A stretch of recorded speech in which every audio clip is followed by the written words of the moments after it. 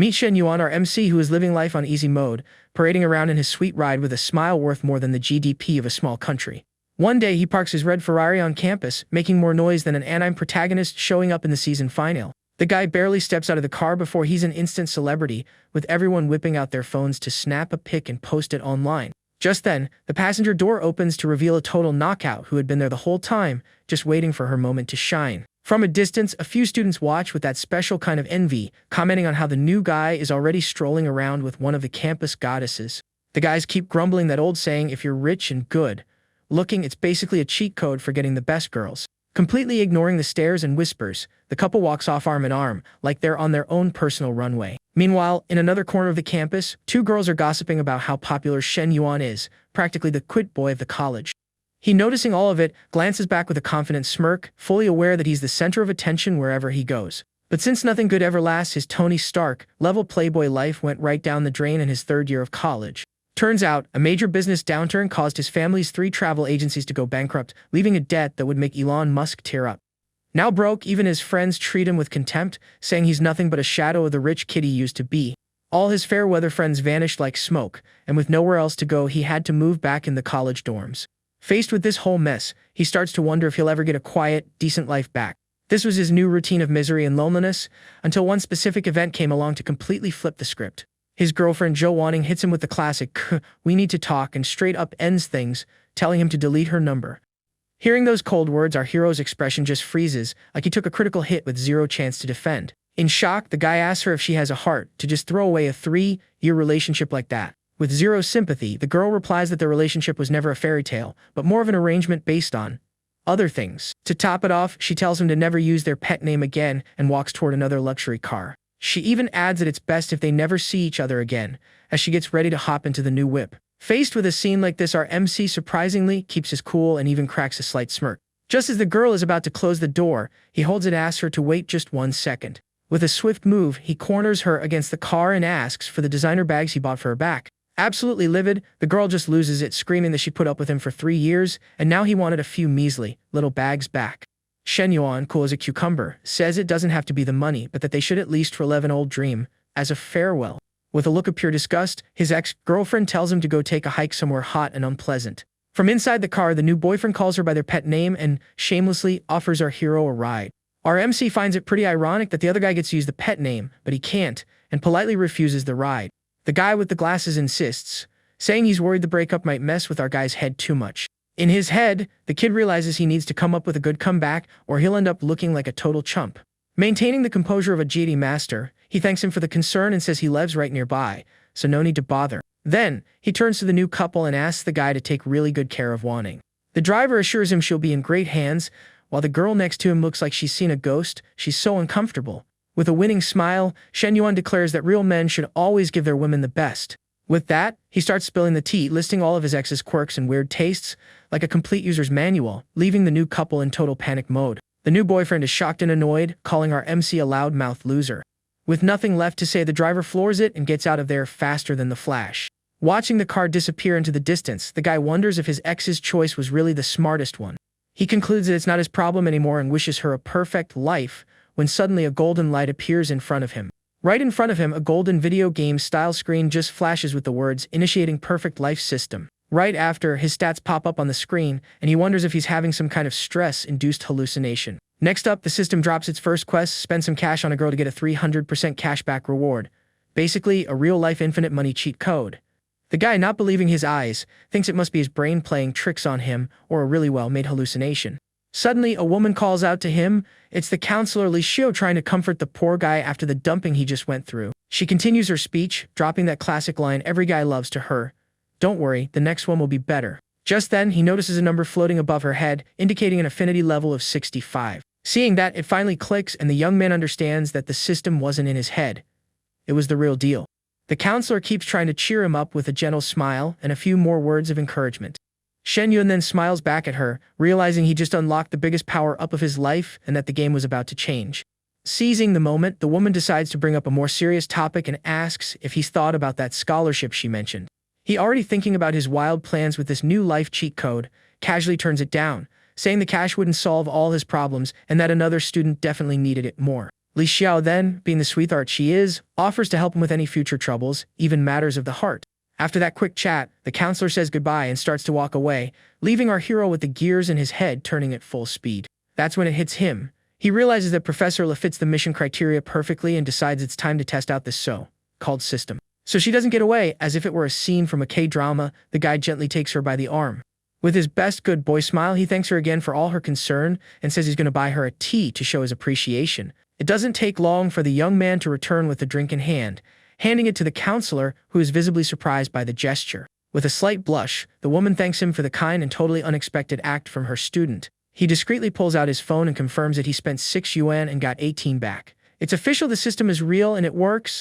Our hero starts to wonder if he can keep investing in her as long as her affinity is above 60. His mind is already racing. He sees this as a golden opportunity to pay off his family's debt and, who knows, maybe become even richer than before. It's comeback season, folks. Filled with determination, the young man realizes he can't just go back to who he was. He can surpass his old self and become a version 2.0, stronger and with infinite money. The problem is his starting capital is low, so priority number 1 is to farm more cash and find the right girls to invest in. Sitting there on the steps, he takes stock and figures he's managed to scrape together almost 50,000 yuan from selling some stuff and taking out a few loans.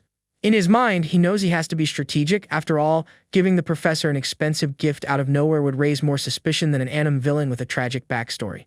Cut to 1 hour later, we see a trash can with a gift box and wrapping paper thrown away.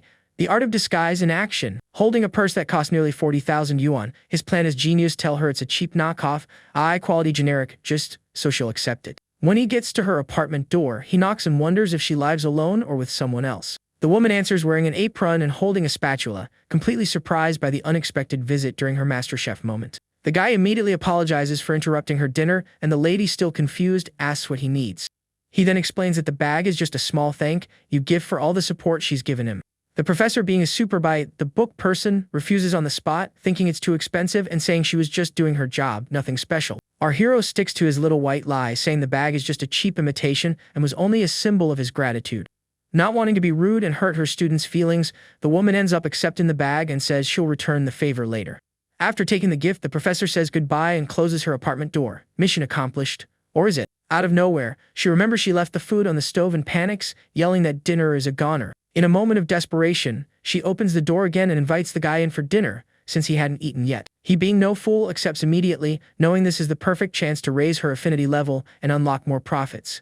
Later, our guy sneaks a peek at his phone and sees the money hit his account with a profit of nearly 80,000 yuan.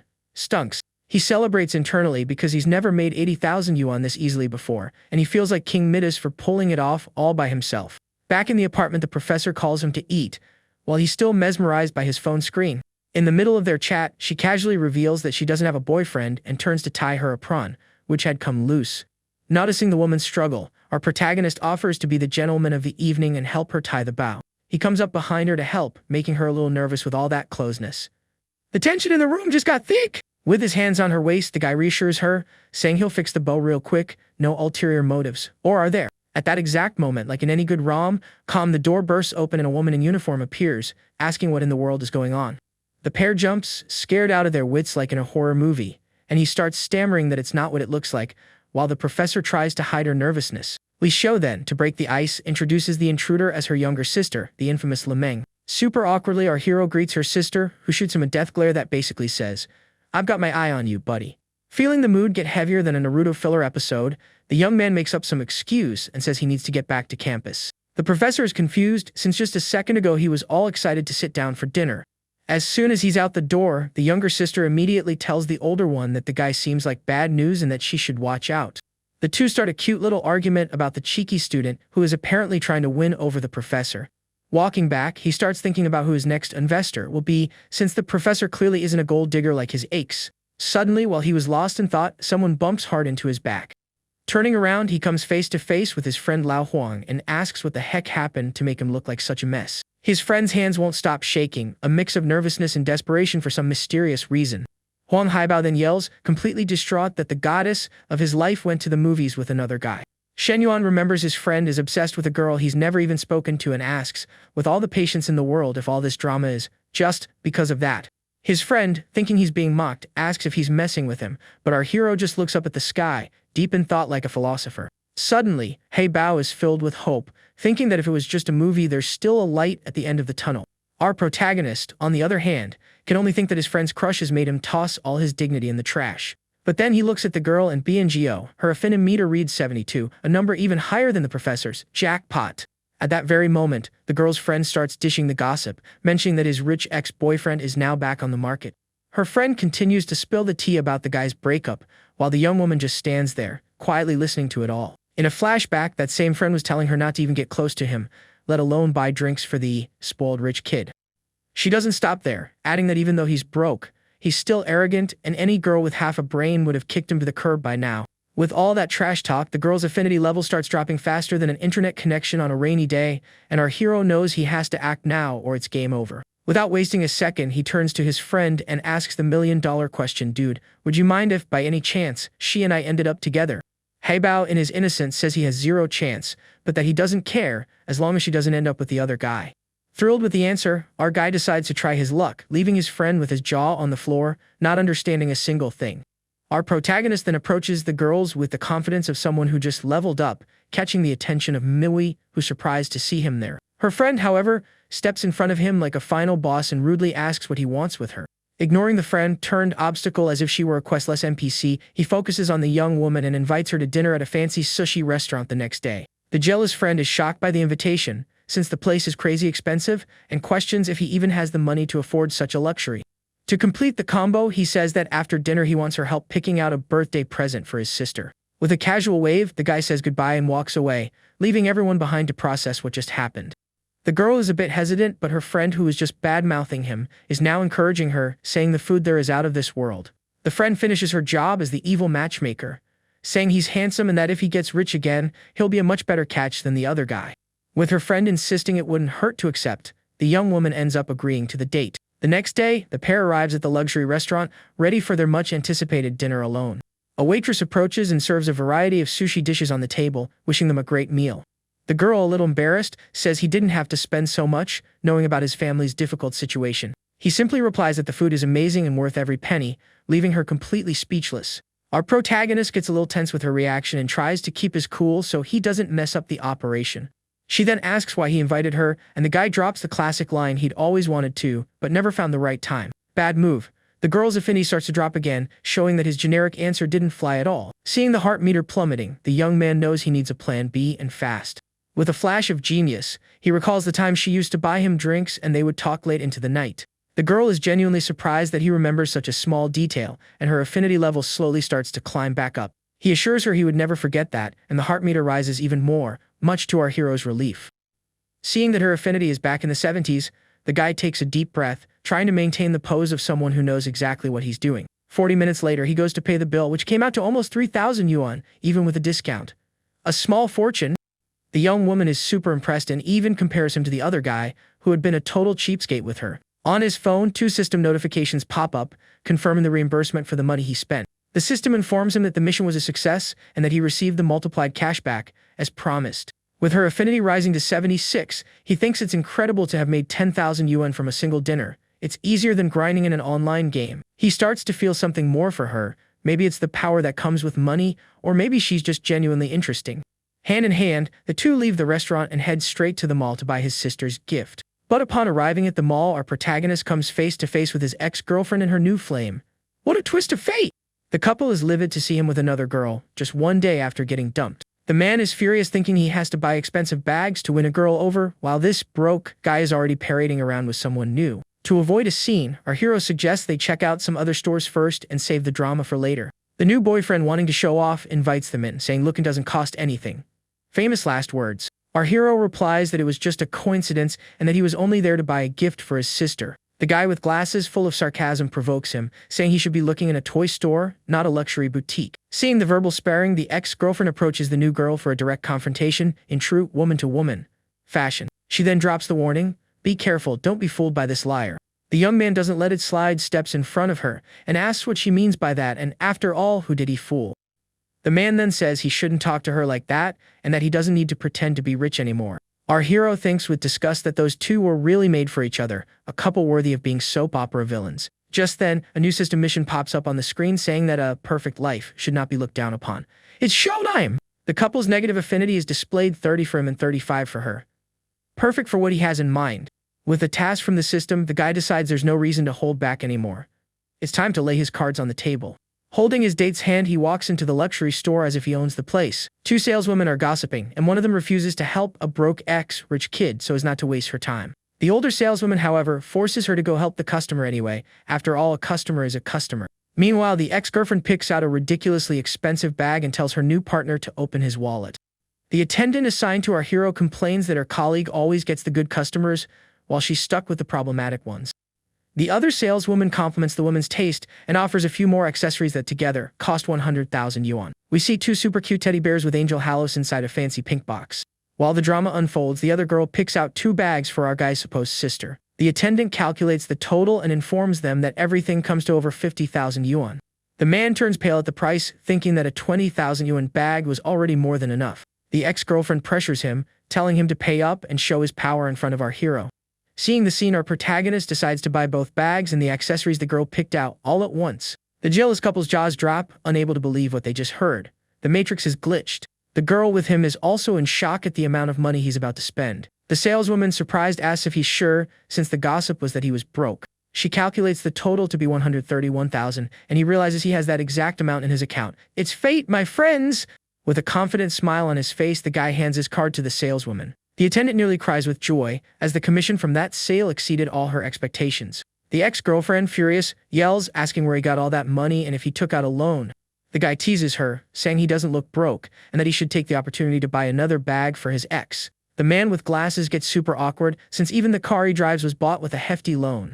The ex-girlfriend tries to pressure him again, but he makes up an excuse and starts to back away. Pretending to get an urgent call, he dashes out of the store, leaving the girl standing there, fuming. The woman storms off, huffing with anger, yelling for our hero to watch his back and showing all her contempt. Our protagonist smiles victoriously as the negative emotion points have hit their target and the mission is successfully completed. With the situation resolved, the guy hands one of the bags to the girl, who refuses, saying it's too expensive. He insists she take it, as an apology for all the nasty comments she had to listen to. Without giving her a chance to refuse, he hands all the bags to the young woman, who is stunned by the gift. He then reveals the truth: the bags were bought for her from the start, so he could get the system's reimbursement. The girl is afraid she'll look like a gold digger if she accepts so many expensive gifts at once. She tries to refuse one more time, but the guy holds her hands gently, stopping her from giving them back. He says this is just the beginning, and that she has to accept, otherwise he'll feel bad about the whole thing. The system confirms the mission's completion and the reimbursement of 6 times the amount spent. His bank account is laughing. Now, with the girl as his new money source, he knows he has to take very good care of her so as not to lose her affinity. The young man suggests they head back to campus and thinks it's best to let things flow naturally between them. The girl blushes at his kindness, showing that she's starting to fall for him for real. Back at the dorm, he runs into the same bullies who used to look down on him, but now they treat him like a king. They congratulate him on his triumphant return and immediately ask for a celebration dinner, suggesting a huge party for the whole class. Our guy simply ignores his fake friends and walks into his room without saying a word. His roommate is furious because his rival is telling everyone that he went out with the goddess of his life. Our hero comforts him, saying with an air of mystery that his rival's glory days are numbered. His friend is skeptical. After all, the girl went out with the other guy, and in his mind, something more could have happened. The protagonist argues, didn't she agree to go out with him? Well, that proves she was with the other guy. Or does it? Without giving any more details, he just smiles confidently, leaving his friend even more confused about the whole situation. With plenty of cash in his account, the guy decides that the next day he will visit his family to finally help them out. Arriving home, he comes face to face with his uncle, Shen Yad, who greets him with a smile faker than a $3 bill. His poor dad is there asking for more time to pay off the debt, but the uncle seems to be in a hurry to get his money. Our hero, in full in-aim spy mode, listens to the whole argument from behind the door with a very unhappy expression. The relative insists he needs all the money in the next few days, making up some excuse about his own expenses. His mother, who's no pushover, gets angry and throws it in his face that she's helped him financially in the past without all this drama. The father tries to play diplomat, but the mother remains outraged by her brother-in-law's complete lack of consideration. The uncle even has the audacity to say he's only being calm because they're family, and that with strangers it would be a different story. The woman is furious at the veiled threat and accuses him of being ungrateful after all the help he's received from them. Trying to prevent World War III in the living room, the father interrupts her and suggests selling the family's gold jewelry to pay the debt. And as if the universe were listening, the system activates a new mission: pay off the family's debts and get a double reimbursement. It's the family quest everyone wanted? Our guy is thrilled with the mission since he was already planning to help his family anyway. Now with a bonus, his mother, heartbroken, hands a jewelry box to her husband, lamenting having to part with it. Seeing that, the young man feels a pang of guilt, remembering he sold 2 of his mother's rings to buy a bag for his ex. Without a second thought, he walks in the room like a movie hero and says he's got the money to help pay off the debts. His parents obviously don't believe him and tell him not to joke around at a time like this. He insists it's true, and to prove it, makes a transfer to his father's account on the spot. The couple is shocked to see 200,000 yuan appear in the account out of nowhere and ask where all that money came from. To avoid explaining that he's become the protagonist of a manhwa with a money cheat, he comes up with the most modern excuse possible. He made some bold investments in cryptocurrency. His parents are filled with pride and super grateful, saying their son saved them from a huge problem. With the cash in hand, his mother pays her brother-in-law what she owes and sends a clear message: get out of here, and we don't want any more contact. The uncle is completely embarrassed by the turn of events and even tries to argue, but he's cut off mid-sentence.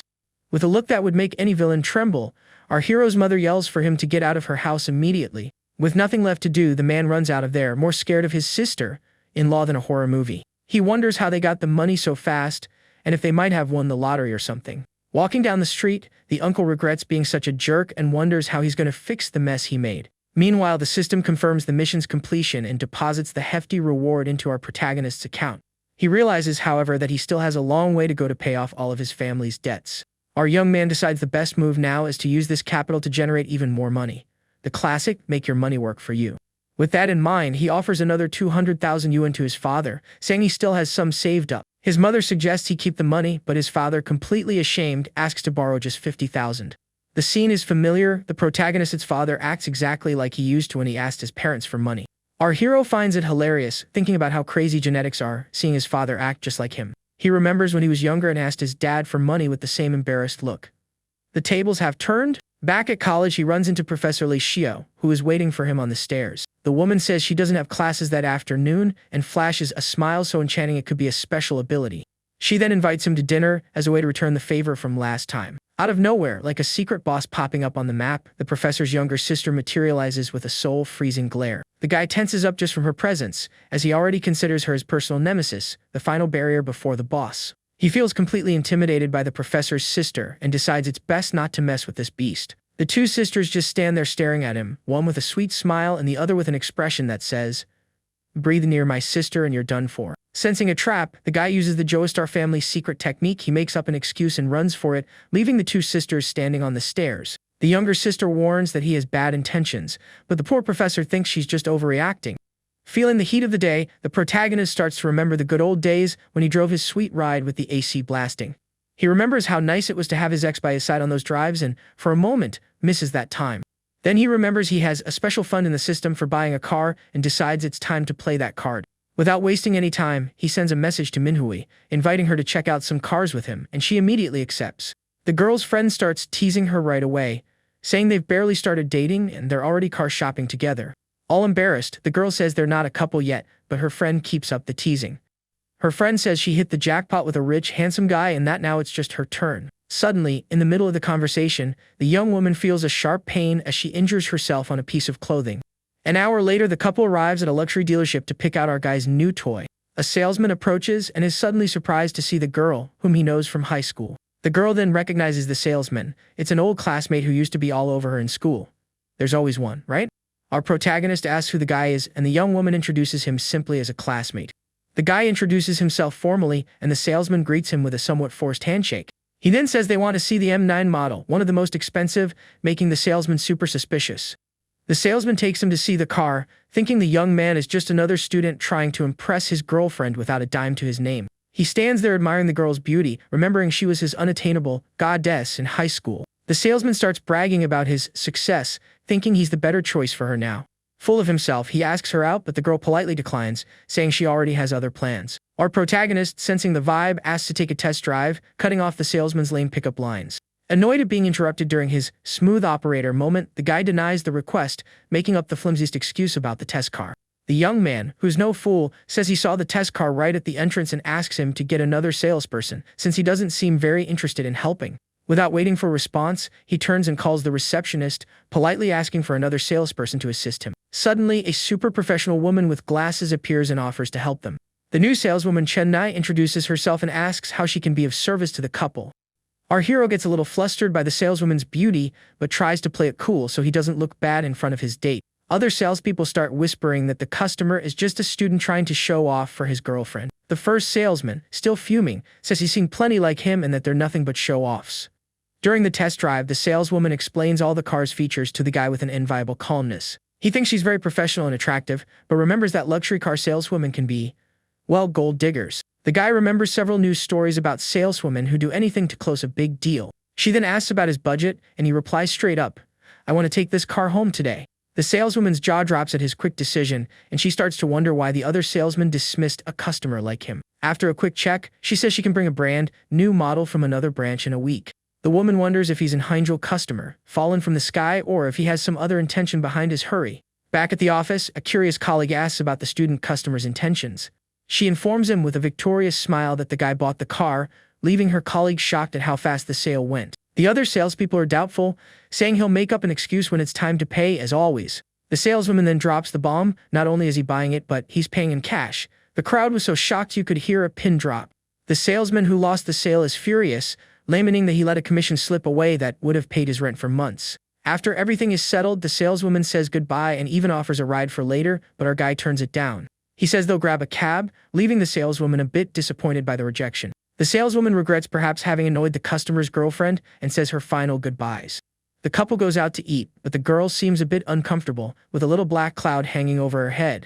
The guy, noticing the mood, asks if she's upset or jealous, but she denies it, turning her face away. He, who's an expert at reading signs, says her expression gives her away and assures her his interaction with the saleswoman was 100% professional. The girl, still jealous, says she saw him chatting all cheerfully with the other woman. He apologizes, saying it's a habit to be friendly, but the girl asks him not to do it again next time. The young woman starts scheming, thinking she needs to find a way to tee down the guy and make sure he doesn't get away. Operation Hook the MC is officially underway. Our protagonist promises it won't happen again, but thinks to himself that he's not as naive as he looks. She remembers he already gave her 2 expensive bags but worries about looking like a gold digger if she asks for anything else. He, reading her mind, says it's normal for girls to have several bags and there's no problem with wanting more. The guy thinks that actually the more she buys, the more he earns with the triple reimbursement. It's a win-win. Sitting in a cave, he asks if she wants a hot or cold drink. The girl gets all flustered, thinking he's trying to find out if it's that time of the month. The young man, noticing her confusion, is amused by her reaction and decides to even lean into the misunderstanding on purpose. 3 hours later, they leave the mall loaded with several bags from a very expensive shopping spree. The girl can't help but wonder how he managed to spend almost 140,000 yuan on her in just 2 days. The system, punctual as always, confirms the double reimbursement, and our hero now has over $1 million in his account to spend. The game is just getting started. With that smirk of someone who already knows the final score, our guy suggests that the college dorm might not be the most interesting place to spend the night. The girl, without a second thought, accepts the invitation for a night that promised to be, let's just say, very special. Cut a half an hour later, and now in a 5-star hotel, our protagonist is taking a shower to recharge his batteries. Meanwhile, lying on the bed, the young woman is already in crisis management mode, trying to come up with a wild excuse to explain her absence to her friend. Just then, our guy steps out of the shower, looking like a K-drama heartthrob, and asks if she's ready, leaving the girl practically speechless. In her thoughts, the girl is already apologizing to her friend, thinking he spoiled her with so many gifts it was impossible to say no. With that, she sends a text to her friend, using the classic excuse that she had to go to a relative's house last minute. The couple then cuddles on the bed, and he, ever the romantic, says he loves her scent even though she hasn't showered yet. After, well, she thinks the experience wasn't nearly the big scary deal her friend had made it out to be. Our young man, however, feels a bit tired, realizing his protagonist's stamina took a hit after 2 months of no exercise. But the girl, who seems to have chugged an energy drink, invites him for round 2, surprising our hero with all her vigor. He asks for a moment to catch his breath, but the girl insists, saying she wants to continue the match right now. With a seductive look that could disarm anyone, she convinces him to keep going, showing that the night was too good to end. The next morning, back in the dorm, he decides it's time to use the system's money to clear his name and pay off his debts. First, he pays off his credit card debt, and then remembers he still owes a friend 100,000. His roommate, curious, asks about the night before and invites him to a class dinner. Our guy then sees in the class group chat that his rival bought a new car and is showing it off to everyone in full "look at me" mode. Shortly after, he gets a message from a friend inviting him to the dinner, telling him to come relax a bit. And as if the system were reading his mind, a new mission appears on the screen: 1 million yuan in working capital to invest in a business. Thinking about how to use the cash, he has a genius idea to invest in his friend's bar, which is undergoing renovations. Without delay, he replies to his friend's message, asking for the restaurant's location to join the crew. Arriving there at a fancy restaurant, a guy with a woman by his side is already complaining about how late one of the guests is. Another guy agrees, dropping the cliché line that important people are never late. The host of the evening, Li Yohang, tells everyone to chill, saying Shen Yuan is reliable and will be there soon. The first guy grumbles that since his friend is footing the bill, he shouldn't complain about anything. The woman next to him, on the other hand, complains that he won't make their relationship official, but is always getting handsy with her. The man in the suit defends himself, saying his girlfriend is stuck in traffic and will be there shortly. The other guy thinks with a hint of envy about his cousin's luck in landing such an amazing girlfriend. He even imagines her in a sexy office outfit, thinking no man on earth could resist her. Finally, our protagonist arrives and immediately apologizes for being late, blaming the chaotic traffic. The host friend jokes about the delay, saying he should report the driver for incompetence. The man in the floral shirt teases him, saying he's lucky to have a private driver to blame. Suddenly, the man in the suit's girlfriend arrives, also apologizing for being late. The guy in the suit introduces her as his girlfriend, who works as a car saleswoman. The woman then freezes, as she instantly recognizes our protagonist. It was the mysterious client who bought a car in cash the day before. Very professionally, she decides to pretend she doesn't know him and formally introduces herself to everyone at the table. 40 minutes later, the host announces the real reason for the dinner. He wants to renovate his bar and is looking for investors. He explains that he needs a 700,000 yuan investment and asks what everyone thinks of the idea. The man in the floral shirt is already skeptical, thinking his friend is probably broke. The other friends quickly back out, saying they came for a free meal, not to open their wallets. In the guests' minds, the rule is clear: anyone who brings up money at a time like this is a complete idiot. The host realizes the awkward position he's in, seeing that his friends just use him and bail at the first sign of trouble. Frustrated, he breaks the uncomfortable silence, asking why everyone went quiet after stuffing their faces. The guy in the floral shirt shamelessly suggests they help with a small amount, like a handout. The man in the suit criticizes the host's past investments, calling all of them financial disasters. Another guest uses the excuse that they still depend on their parents and don't have spare cash to invest. The host finally understands that his brothers are completely useless and are all talk, but when it's time for action, they disappear. Fed up, he says that borrowing is a different story, and if no one's interested, they can just forget about it. The man in the floral shirt agrees instantly, telling them to just eat, drink, and have fun. Our protagonist, seeing all the fakeness, gets annoyed and decides he's had enough of this circus.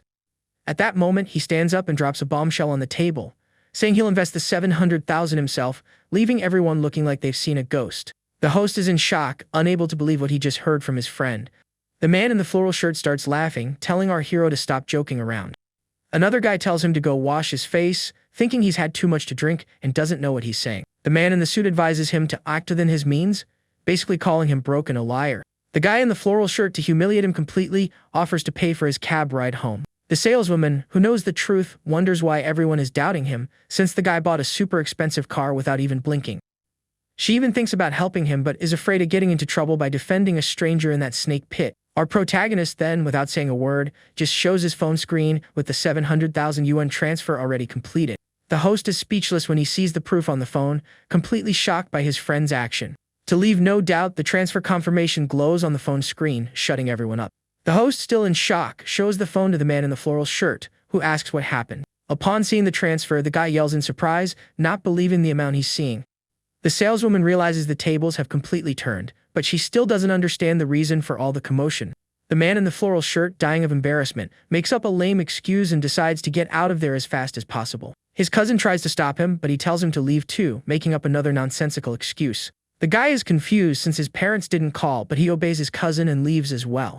The host just laments his cousin's lack of awareness and the fact that our hero completely stole the show. Another guest, curious, asks what's going on and asks to see the message on the phone. After seeing the transfer, he also makes up an excuse and runs off, as if his chair were on fire. One by one, like rats abandoning a sinking ship, the other friends say their goodbyes and leave, leaving the host almost alone. Seeing the embarrassing scene, the couple also decides to leave, leaving the room practically empty.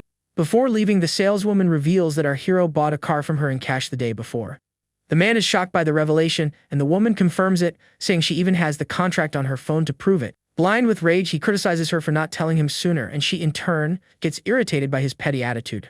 Completely in the right, the saleswoman ends the relationship right then and there, saying he's a shallow person and she never wants to see him again, not even if he were made of gold. The host regrets organizing the gathering, realizing in the worst way possible that his friends are not trustworthy at all.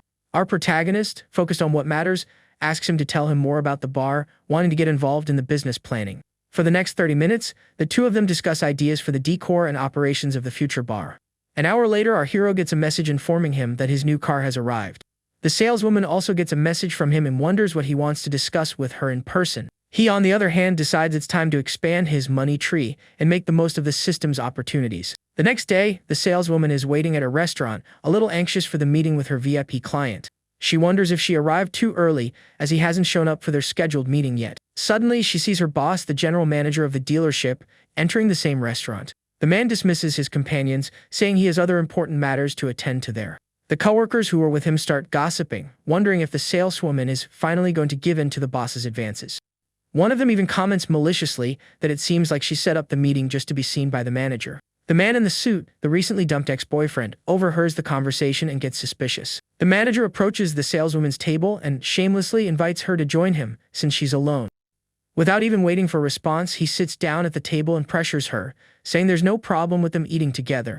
The woman scolds him on the spot, telling him to keep his distance, since he's a married man with a family. The guy laughs and says he can easily get a divorce if that's the only problem. The ex-boyfriend watches the whole scene from afar, feeling like a complete loser next to the manager's power. He wonders if he lost his girlfriend to a fat pig and is completely blinded by rage. Without thinking, the guy approaches the table and accuses the two of having an affair behind his back. The manager, confused, asks who he is, and the man in the suit responds with a gentle flick right in the middle of the guy's face. Blind with jealousy, he accuses him of being a total jerk, and the two start throwing hands right there, in the middle of the fancy restaurant. The manager, who wasn't about to take that disrespect, fights back, and the exchange of pleasantries between the two kicks into high gear, turning the place into a deleted scene from Fight Club. It's at this exact moment of pure chaos that our protagonist arrives, walking into the brawl and looking like he accidentally picked the wrong anime episode and landed in a random fight scene. At that moment, he realizes her ex-boyfriend is just some random chump and that if it weren't for the manager, he'd be the one getting beat up. Unfazed by the ongoing brawl, our hero invites her to ditch the scene and let the two brutes sort it out themselves. Once in the car, she opens up and reveals that her relationship with that guy lasted only 2 weeks and ended because he was a total loser. She still seems worried about her boss, but our protagonist, already thinking 10 moves ahead, advises her to just find another job. She laments that it's not that easy to find another gig and that she'd lose all her loyal clients in the process. Just then, as they pass a flower shop, the saleswoman reveals that her big dream is to open her own cafe one day. She vents, saying that sales is an exhausting job and that she'd love to have a more relaxed business that reflects her personality. Our protagonist, who never misses an opportunity, surprises her on the spot by offering to invest in her dream of opening a cafe. The woman thinks it's just a joke, but he catches her off guard with a very serious job proposal. With an expression worthy of a CEO, he offers 300,000 yuan on the spot for her to open the cafe, of course, work for him. The saleswoman is completely frozen by the proposal, not even knowing what to say to such an unexpected invitation. Almost instantly, her affinity rises to 64, showing that the proposal was a critical hit to her heart. He realizes that a new money tree has just sprouted, thrilled to have earned her trust so quickly. Still in disbelief, the woman asks if he's serious, completely shocked by the offer. He confirms it and sweetens the deal with a generous salary, a new car, and bonuses if the cafe turns a profit. It's the full package. Doing the math in her head, she calculates that her annual income would easily surpass 300,000 yuan. And simply irresistible offer. The first thing that crosses the saleswoman's mind is what he's planning to keep her as, well, his unofficial girlfriend. She thinks the terms are too tempting, but she's not at all interested in being the other woman in anyone's life. He, sensing her concern, immediately clarifies that the plan is to open a chain of cafes and that their relationship will be strictly professional. Super relieved, the woman asks for some time to think, but she's already seriously considering accepting the dream job offer. Just then, he gets a message from Manhwa inviting him out for a cold drink. Our guy is surprised by the girl's boundless energy, but accepts the invitation with a small condition. With that, he says goodbye to the saleswoman, asking her to think carefully about the proposal and let him know her decision later. Later, he arrives at the arranged hotel room, where the young woman is already waiting eagerly for him. Without wasting a second, the girl hugs him, saying she missed him, and he, of course, returns the affection. Suddenly, she stops, sniffs the air, and detects the scent of another woman on him, giving him that suspicious detective look. He's surprised and tries to explain, saying it must be the perfume of the car saleswoman. With a jealousy that would make a soap opera villain envious, she pins him against the wall, asking if he's been seeing other women. He hugs her to calm the beast and denies everything, explaining that he was at the dealership and must have picked up her scent by accident. The girl warns him to stay away from the saleswoman and, most importantly, to let her know before he goes out with any other woman. Our hero just thinks that he needs several money trees if he wants to take full advantage of the system, so a little jealousy is part of the game. The young woman then says she's going to take a shower, but he stops her, saying with a smile that the shower can wait. Coming up behind her, he hugs her and whispers that if she's not going to shower, she'll have to do something else. Shortly after, her clothes conveniently fall to the floor, indicating that the night was just beginning for the lovebirds. He repeats that he loves her scent just like this without a shower, leaving her both embarrassed and excited. The girl replies that she likes his scent too, and the two give in to that moment of passion. He kisses her on the neck, saying she's lit an uncontrollable fire in his heart. In response, she moans his name, confessing that she really likes him, much more than she ever imagined. Cut to 2 hours later, the young woman looks like she just downed a giant energy drink and still wants more, but our guy is exhausted and sweating buckets. He realizes her energy is on a whole other level compared to his ex, and he feels like he's run a marathon without training. Looking at the system screen, he sees that her affinity has risen to 90 after these nightly exercises. As a reward, the system gives him a lottery ticket, a spending voucher, and most importantly, a new skill. The guy gets all excited seeing the skill's name, Ruthless Power, already imagining that now he'll be able to rule the playground. He apologizes to the girl in his thoughts, warning her that he's in control now and the game will be played his way. Our protagonist then activates the new skill and feels a wave of power, like Goku going Super Saiyan for the first time, coursing through his body. The feeling is incredible, and he realizes the system is smart, giving rewards based on exactly what he needs most at the moment.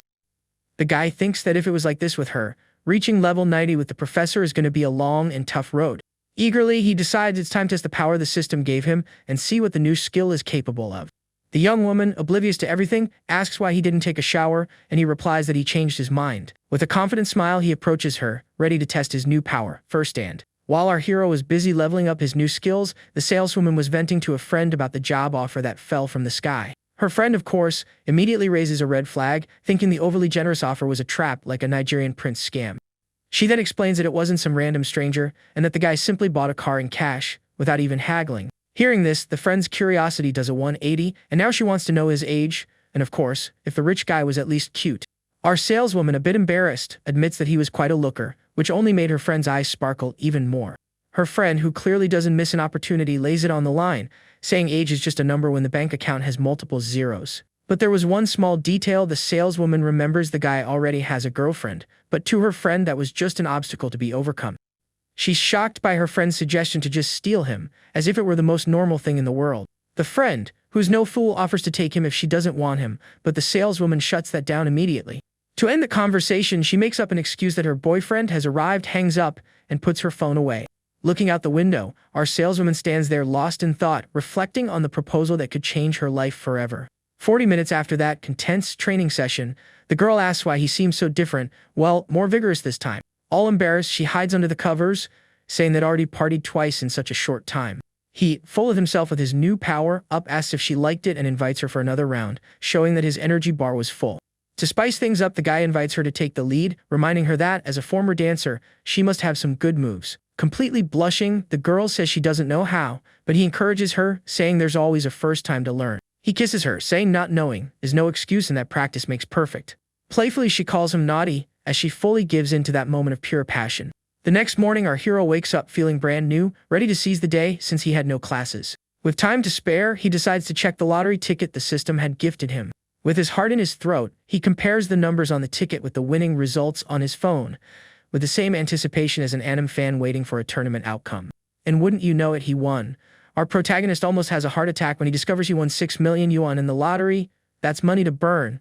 Without a second thought, he rushes to his parents' house to share the news and finally end their debt struggles. His mother greets him at the door and immediately tells him to keep it down, so he doesn't wake up the whole neighborhood with his shouting. His father appears shortly after with a worried look, thinking his son had gotten into some more trouble. With a grin from ear to ear, the protagonist announces that they're rich because he just won 6 million in the lottery. His poor parents think the stress has gone to their son's head and try to calm him down, thinking he's delirious. To prove he wasn't crazy, he shows them the ticket and the results on his phone, telling them to check for themselves. His father grabs the phone, checks the numbers, and lets out a scream of surprise so loud the whole neighborhood probably heard it. His mother is also in shock with the news, unable to believe their incredible luck. Overjoyed, the mother celebrates, saying his name will be remembered with honor in the family and that they need to go out and celebrate. Seizing the moment, our guy announces his plan to use part of the money to start his own business and gain experience before graduating. His father supports the idea immediately but, like a good cautious dad, suggests he save a portion of the money as a backup in case things get tough. He agrees and says he'll take just $1 million to start, leaving the other $5 million for his parents to manage. His parents are filled with pride, happy with the initiative and responsibility their son was showing. Meanwhile, at the dealership, the manager, with his face all bruised from the fight, decides to take his anger out on the saleswoman. She immediately defends herself, saying she broke up with her ex a long time ago and has absolutely nothing to do with their fight. The boss, a true scumbag, blames her for the mess, already thinking about how to use the situation to his advantage. The woman doesn't back down, saying the fight isn't her problem and that he was the one who insisted on staying at her table. As punishment, the manager suspends her from customer service, taking away her chance to earn commissions. She questions the absurd decision, reminding him she had asked for permission to leave early, but he completely ignores her. With a mocking laugh, the man says he's the general manager, and he's the one who calls the shots there. To make matters worse, he threatens her, saying that without commissions, she won't even have enough money to pay her rent. Fed up with all the harassment, the saleswoman explodes and quits on the spot, telling him his mediocre job is meaningless. The manager tries to play nice, advising her to think it over, but she stands firm in her decision. In her thoughts, the woman reflects that, despite looking young, our hero is calm, decisive, and completely different from the other men she's known. With this certainty, she decides she doesn't need to think anymore and quits right there, ready to start a new chapter. Half an hour later, she sends a message to our guy, saying she's thought it over and accepts the job offer. Meanwhile, in the dorm, our hero goes to visit Professor Lee, who is in the middle of a mess, organizing several boxes. The professor apologizes for the trouble, explaining that she's moving and needs a little help with her things. Our hero, playing the gentleman, says it's no trouble at all, since his morning was free, and asks what the mission is. She then points to the final bosses of the Manhwa desk and a filing cabinet that look like they weigh more than Gemini Saga's armor. Just then, the professor tries to reach some books on the top shelf, standing on her tiptoes like a ballerina. Even with all her stretching, the shelf seems to be in another dimension, laughing at her attempt. That's when, in the most cliché K-drama style that we all love, our hero comes up from behind and grabs the books for her, leaving her completely surprised by the closeness. The professor gets all flustered by the sudden proximity, stammering his name as if she'd seen a handsome ghost. She feels that mix of embarrassment and butterflies in her stomach, remembering their other encounter. Her head starts spinning, wondering if he has feelings for her, because that close encounter was anything but professional. A bit lost, she asks if he got the books, and he confirms with a victorious smile on his face. The guy smiles, satisfied to have saved the day, leaving the professor even more flustered by the situation. And as if the scriptwriter wanted to kill the mood, two students arrive right on time, ready to act as furniture movers. They quickly notice that the professor's face is redder than a chili pepper and wonder what kind of spell was cast there. Without asking questions, the guys start moving the filing cabinet to the next room, while our little couple watches the scene. The professor breathes a sigh of relief that they didn't arrive a minute earlier, thinking about how embarrassing that would have been. She still feels the warmth of the situation but tries to play it cool and go back to serious professor mode. Our hero, always keeping an eye on the score, notices her affinity has risen to 71 and wonders what the heck he did to earn those points. He thinks maybe he should pay more frequent visits to see if this XP bar keeps going up. Meanwhile, at a cafe near the campus, two girls are excitedly gossiping about a certain classmate. One of them praises the guy for buying a car in cash before even graduating, thinking it's awesome. Meanwhile, our protagonist's rival is bragging to anyone who will listen, thinking he's the king of the world now, and that girls will be lining up for him. The girls, however, comment that for some students, fancy cars are no big deal, since they come from families rolling in money. The rival gets all awkward, showing he's not used to all this female attention at all. Suddenly, a stunning woman with the presence of a 5-star gacha character walks into the cafe, stopping time and everyone's conversation. Outside, a self-driving car parks itself, and the girls wonder who owns that machine. One of them, who knows her stuff, recognizes the car as the M9, a luxury model that looks like it came straight out of a sci-fi movie. And to everyone's surprise, our hero gets out of the car like it's the most normal thing in the world, leaving everyone's jaw on the floor. The girls recognize his car and wonder how the broke ex-rich kid is parading around in a vehicle like that. The beautiful woman then waves to him, and the rival almost has a fit when he sees that the beauty was waiting for him. Envy hits the rival hard as he realizes the hottest woman in the place was there, just chilling, waiting for our protagonist. She informs him that the cafe owner is on her way and asks what he thought of the car's performance. Taking a sip of her drink, he replies with a satisfied smile that the car is not bad at all. The rival's friend comments that the way our hero and the beautiful woman are acting is very suspicious. Just then, the cafe owner arrives, apologizes for being late, and formally introduces herself. Our hero greets her and says they're the same age, inviting her to sit down and get straight to the point. The woman explains that she needs to sell the cafe due to some family issues and asks for 300,000 yuan for the spot. He, with his investor's charm, throws out a counteroffer of 250,000, thinking about the budget the system released. She, needing the money ASAP, accepts the offer, saying she saw the determination in his eyes. With a handshake, he confirms the transfer will be made as soon as the contract is signed. Deal closed. Just like that! Right after, the former owner introduces our guy as the new boss to one of the employees. The employee, all shy, greets him and welcomes the cafe's new boss. He then explains that the beautiful woman by his side is the one who will be managing everything, since he can't always be around. The girls at the other table start their conspiracy theory, saying he only bought the cafe because of the hottie he was with. The rival feels like total trash, completely defeated and humiliated, with his confidence hitting rock bottom. The new cafe manager observes the whole scene, feeling like a fish out of water in that situation. Suddenly, the former owner's phone rings, breaking the mood and interrupting their conversation. She excuses herself to take the call, leaving the two of them alone for a moment. The new manager instantly recognizes the voice on the phone. It was the wife of the sleazy manager from the dealership. Our hero notices the coincidence and is disgusted by the manager's audacity. His new manager then reveals that she has proof of her boss's harassment and was planning to expose the creep. He, however, advises her against it, thinking about the consequences it would bring to the man's family. Like a true hero, our guy offers to handle the situation without her having to get involved, promising to take care of everything. The woman thanks him, super relieved not to have to deal with that huge problem alone. He then informs her about the payment and the initial capital for the cafe, leaving her even more surprised by his generosity. The system, which never sleeps, rewards him with more investment funds and some mysterious prizes. The former owner says her goodbyes, thanking him for the deal and saying she hopes to see him again soon. As he shakes her hand, he feels a soft touch and thinks about the charm of an experienced wife. For a brief second, our guy has a little fantasy, imagining a special, uncensored episode with the lady. He says goodbye, saying they'll definitely see each other again, and watches her leave with a smile on his face. Half an hour later, our hero and his new manager are at a fancy restaurant to celebrate their new partnership. Looking at her, he thinks the woman is simply irresistible and that any man would feel the same way. He then invites her to sit next to him, making her a little embarrassed by the invitation. He then asks her to come closer, thinking it's time to collect some interest on all that investment. She starts to wonder if he really wants to make money with the cafe or if his intentions are something else entirely. His hand then finds hers in a very suggestive way, and she thinks that, in the end, the only thing she can offer in return is, well, herself. The woman tries to stop him, saying the waiter is coming, but he reassures her with a look. He pulls her closer into a hug from behind that leaves her breathless and with no chance to resist his boldness. 10 minutes later, the waiter arrives with the dishes, acting as the official mood killer of the night. Our guy moves away and invites her to eat, leaving her all flustered and with her heart racing. He offers her the house specialty, and she accepts, still trying to process what had just happened. In her thoughts, she thinks he's handsome, but a total player, for acting that way. The woman feels a little embarrassed but can't deny that she was attracted to his bold style. 40 minutes later, he pays the 2,652 won bill without even blinking. The guy mentally calculates he just made over 5,000 yuan just from the system's triple reimbursement. Stunks. She, want to be professional, says she wants to go back to the cafe to get familiar with everything and start working. He, with other plans in mind, invites her to go home, saying the work can wait until the next day.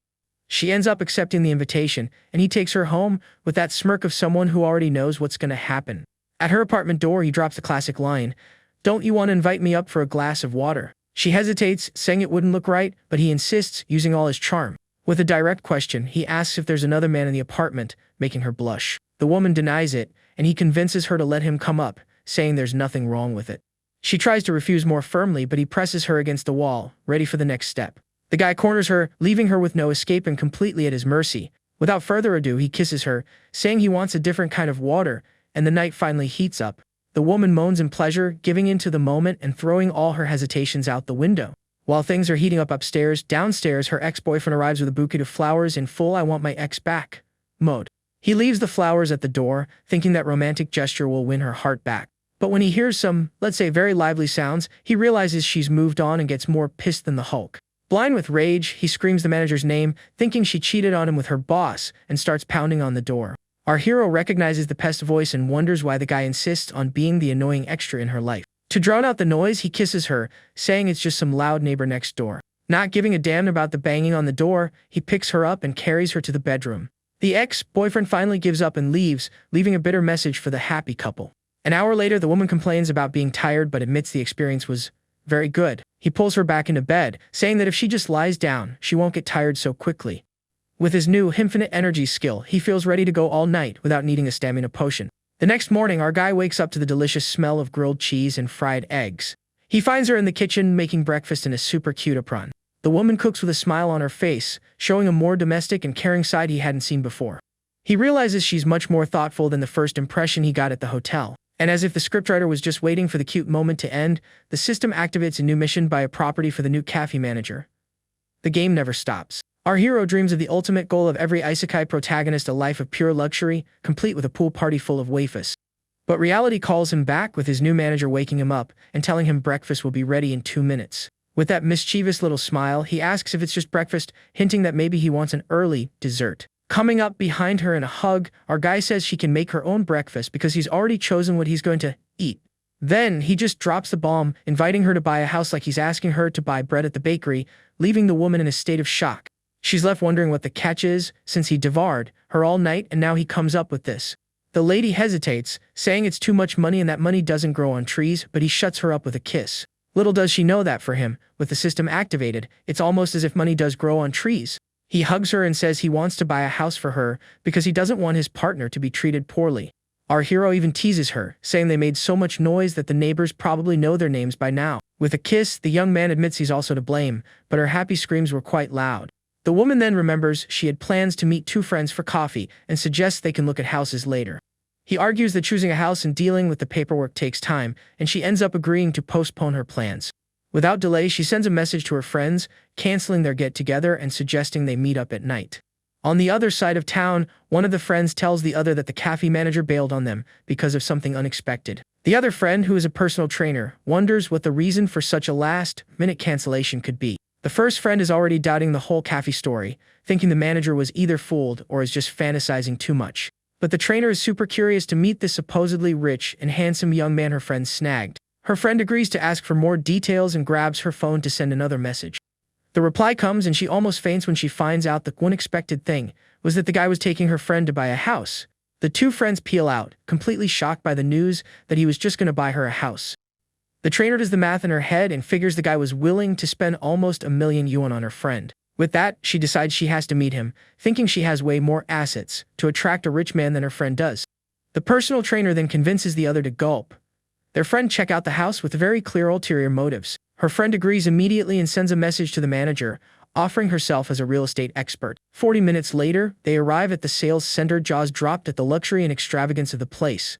Her friend waves to the manager, all excited to see her after so long. Without wasting any time, the trainer asks to be introduced to the great catch her friend is with. The manager then introduces her friends, a personal trainer and a car saleswoman. Next, she introduces our hero to her friends, who check him out from head to toe with an interested gaze.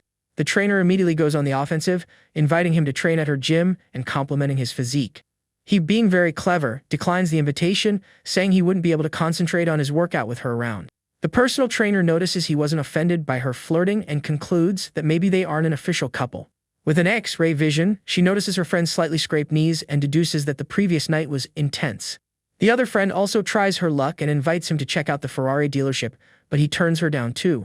Our hero notices the interest from both of them and wonders if the manager is sure these are really her friends. In his thoughts, he calculates that the more women with high affinity, the more money trees he'll have to harvest from. The group then enters the sales center, drawing the stares of a jealous couple who was also there. The man grumbles, wondering who the guy is trying to impress, walking around with 3 women. A saleswoman approaches and offers her help, showing them the available apartments in the catalog. He gets straight to the point, saying his budget is 3 million and he wants the best recommendations. The saleswoman invites him to the negotiation room for a more detailed and professional presentation. The trainer is floored by the amount, wondering what kind of tycoon he was. In her mind, a rich man like him is a trophy she needs to win at all costs. The saleswoman then recommends a huge apartment, 165 square meters, for almost 3 million. The cafe manager thinks it's overkill, but our hero reassures her, telling her not to worry about the price. He says a big house is more comfortable, leaving her speechless with such generosity. Her friends just watch, thinking he's the kind of loyal and generous sponsor that only exists in fan fiction. With his negotiation skills, he asks for more discounts, saying he knows very well there's always room to lower the price. In a masterstroke, our guy trades the discounts for 2 parking spots, showing he's not just rich, but smart too. The trainer becomes even more determined to win him over, completely impressed by his cleverness. He notices her intentions and wonders what that woman's plan is. Discreetly, the trainer adjusts her dress strap, trying to use her powers to seduce him. He watches her out of the corner of his eye, thinking she's truly impressive and imagining what a private training session would be like. But focused on the mission, the guy turns his attention back to closing the deal on the house. Half an hour later, the saleswoman informs him that the final price with the parking spots is 2,098,000. His friends are stunned to see that he not only bought the house but put it in the cafe manager's name. The system confirms the mission's completion and the reimbursement, making his bank balance jump to over 15 million. To top it all off, he receives the mysterious reward, a luxury villa in one of the country's top 10 cities. It's a legendary loot drop. The saleswoman congratulates him and takes the opportunity to ask for his contact information for future purchases, flirting shamelessly. He, being no fool, agrees to exchange contacts and shows her the QR code on his phone to scan. The trainer is furious, thinking the saleswoman is trying to steal the prize that should be hers. She approaches and says she's also thinking about buying a small apartment there. The personal trainer offers again to help with his training, and he accepts without any issue. After everything is settled, he says goodbye to the manager, saying he has other commitments and that they can go have fun. The trainer is disappointed he's not staying for lunch, but the hunt isn't over yet. The manager's friend suggests they grab a bite and then have some coffee to enjoy the rest of the day.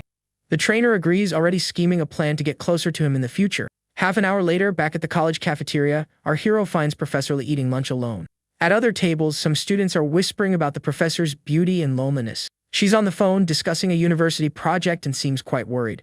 The professor hangs up, clearly frustrated with the lack of progress on the project. He approaches and asks what's bothering her, and she vents about the university's startup incubator. She explains that the school wants to support student entrepreneurs, but the biggest problem is the lack of funding. The professor says the school provides the space and guidance, but needs partnerships with companies for the cash. He asks what the school can offer in return, and she replies, disheartened, only talent. She laments that the university doesn't have many advantages to attract major investors. The professor feels frustrated with the situation, thinking about the pressure the company directors are putting on her. He even considers investing but worries about the low success rate that university projects usually have. She notices his interest and asks if he's thinking about participating in the project. She says it's a good idea but warns him that the project hasn't even been officially launched and it could be a tough road. As if it were listening to the conversation, the system activates a new mission, gain prestige and influence by investing in university projects. Our guy sees the perfect opportunity, since the system basically covers the costs and the risk is zero. With an investor's mindset, he asks who evaluates the projects, whether it's the school or the investor, wanting to ensure he has control. The professor explains that, in theory, the school evaluates them, but there's always room to negotiate the terms. Without beating around the bush, he offers to invest, with the sole condition that he can evaluate the projects himself. To prove he wasn't joking, he shows her his bank balance on his phone, leaving her completely shocked. The professor is speechless when she sees the 9 digits in his account, over 15 million yuan. He uses his usual excuse, saying he made some bold investments in cryptocurrency, and she's super impressed. To her, the situation is surreal. One of her students became a multimillionaire overnight. Joking around, he invites her to drop everything and run away with him, promising a life of luxury and world travels. For a moment, the professor allows herself to dream of a life like that, running on the beach and enjoying the sun by his side. Back in reality, she questions him about the investment, reminding him that university startups rarely turn a profit. He replies nobly that his main goal is to contribute to the university's development. The professor remembers his invitation to run away together and wonders if, deep down, he was being serious. She gets all embarrassed by her own thoughts, remembering he's still her student. He says goodbye, telling her he'll talk to the secretary about the investment and invites her to think about his proposal. Later, he gets a message from the cafe manager with a photo of her that, let's just say, wasn't meant for HR. Across the courtyard, a classmate watches him from afar, wondering why she still thinks about the hike's rich kid. Her friends are talking about our hero's roommate, who has asked her out several times. One of the friends, acting as the voice of reason, advises her to think carefully, as going out with that guy would only hurt her reputation. The other, sensing danger, tells them to keep it down because the guy is walking toward them like a scene from a horror movie. The classmate points out that he's probably heading to some part-time job, trying to justify the situation. The more curious friend suggests finding out where he works, but the other thinks the idea is totally inappropriate and invasive. Not caring at all about her friend's opinion, one of the girls boldly approaches him, asking where he's working and if they can go support him. He, sensing the mockery in the air, decides to play along and invites him to the cafe where he works. Arriving at the cafe, the 2 new managers are waiting anxiously, ready to start a new chapter in their lives. The friends are jaw-dropped by the women's beauty, thinking they must have escaped from a shoujo manga. The trainer, who's no fool, questions him about his so-called commitment, and he replies that the ladies just came for coffee. And then he drops the bomb. He introduces them as his new employees, leaving his classmates' brains completely fried. With the utmost naturalness, our guy asks the employee to take the 3 girls' orders, saying it's on the house. The employee, super friendly, invites them to sit down, and they settle at one of the cafe tables. The classmates almost have a heart attack when they hear the employee call him boss. The light bulb finally went on. Completely embarrassed by the misunderstanding, they decide it's time to beat a hasty retreat and escape the awkward situation. One of them, feeling humiliated for being tricked, curses him under her breath as she leaves. He, feigning innocence, asks why they left, and the trainer says maybe they were intimidated by so many important people. The personal trainer warns him to behave, but he doesn't pay her any mind, showing he doesn't care about others' opinions. The cafe manager serves him a drink, and he, in full charmer mode, compliments it, saying it's sweet, just like her. The trainer laughs at the cheesy pickup line but admits that, coming from a rich, handsome man, it sounds completely different. She's captivated by his charm, realizing the guy knows exactly how to play the game of seduction. Changing the subject, the trainer asks for his height and weight to calculate his BMI, evaluate his physique. She's surprised to learn he's lost weight recently, and he teases her with a reply full of innuendo. He says it was due to overexertion, leaving the cafe manager blushing like a tomato because she knew exactly what he was talking about. The trainer smiles, getting the hint immediately and enjoying the whole situation. She advises him to work out more to gain muscle mass and improve his conditioning, offering to help, of course. He teases her back, saying he'll think about it while she's trying to meet her sales quota for the day. The trainer says goodbye, mentioning she has a class and that they'll see each other soon. Before leaving, she winks at him, and our hero thinks to himself that he'll tame that beast sooner or later. Without missing a beat, he invites the manager for some special training on the second floor, and she's completely confused. The guy pulls her in for a kiss, saying her skills need some extra practice to be perfect. He kisses her with all the passion in the world, completely ignoring the presence of the other employee in the cafe. The woman moans in pleasure, surrendering to the kiss and forgetting all her worries. The employee downstairs hears the suspicious sounds coming from upstairs and wonders what kind of meeting is going on. The cafe manager moans her boss's name, completely lost in the intense moment. The employee, realizing things have heated up, decides to close the shop early, thinking it's best not to interrupt the training. At that exact moment, the trainer comes back to get the purse she forgot and finds the shop closed, getting super annoyed. The employee tries to explain the situation, but the trainer ignores her and starts banging on the door impatiently. That's when she hears the moans and realizes what's happening, shocked by the couple's boldness. 10 minutes later, she's still there waiting, wondering where he gets all that energy. The trainer licks her lips, thinking our hero is truly a rare and powerful specimen. Giving up on waiting, she says goodbye and leaves with a mischievous smile on her face. The cafe manager, upon realizing everything, thinks the trainer heard the whole scene and feels completely embarrassed. He kisses her again, saying that real training needs an audience to be more effective. In another part of the city, Secretary Lou asks if that student really wants to invest in the startup incubator. Professor Lee confirms it, but the secretary, full of suspicion, doubts he has the money for it. She then reveals that she personally checked his bank account and that the guy has over 10 million yuan. The secretary's jaw drops at the amount and he asks if the money doesn't belong to his parents. The professor confirms that the money is all his and that he has full control over the funds. The secretary then asks the guy to come to his office to hear the proposal directly from him. In his thoughts, he plans to put the student in his proper place, so he doesn't feel too important. Our hero gets a call from Professor Lee right in the middle of his training with the manager. He answers the call, asking what she wants while still holding the manager in his arms. The guy immediately realizes the school is trying to control him and decides it's time to take the reins. Without any ceremony, he hangs up on the secretary, saying he's busy and they can schedule another time. The professor is shocked by his attitude, thinking the student has some serious nerve. The secretary, on the other hand, is furious for being disrespected so blatantly by a mere student. He feels completely humiliated, as even the student leaders treat him with the utmost respect. The professor, trying to put out the fire, suggests inviting him to dinner, since he's the potential investor. She agrees to send him a message, ready to try a friendlier, less authoritarian approach. He receives the message and decides to make them wait on purpose, to gain more bargaining power over the investment. The cafe manager, being super understanding, lets him go, saying he can handle his business and they can have dinner later. He watches her, thinking about how well she takes care of him and what an amazing woman she is. Suddenly his phone rings again. It's Manhwa inviting him for a walk.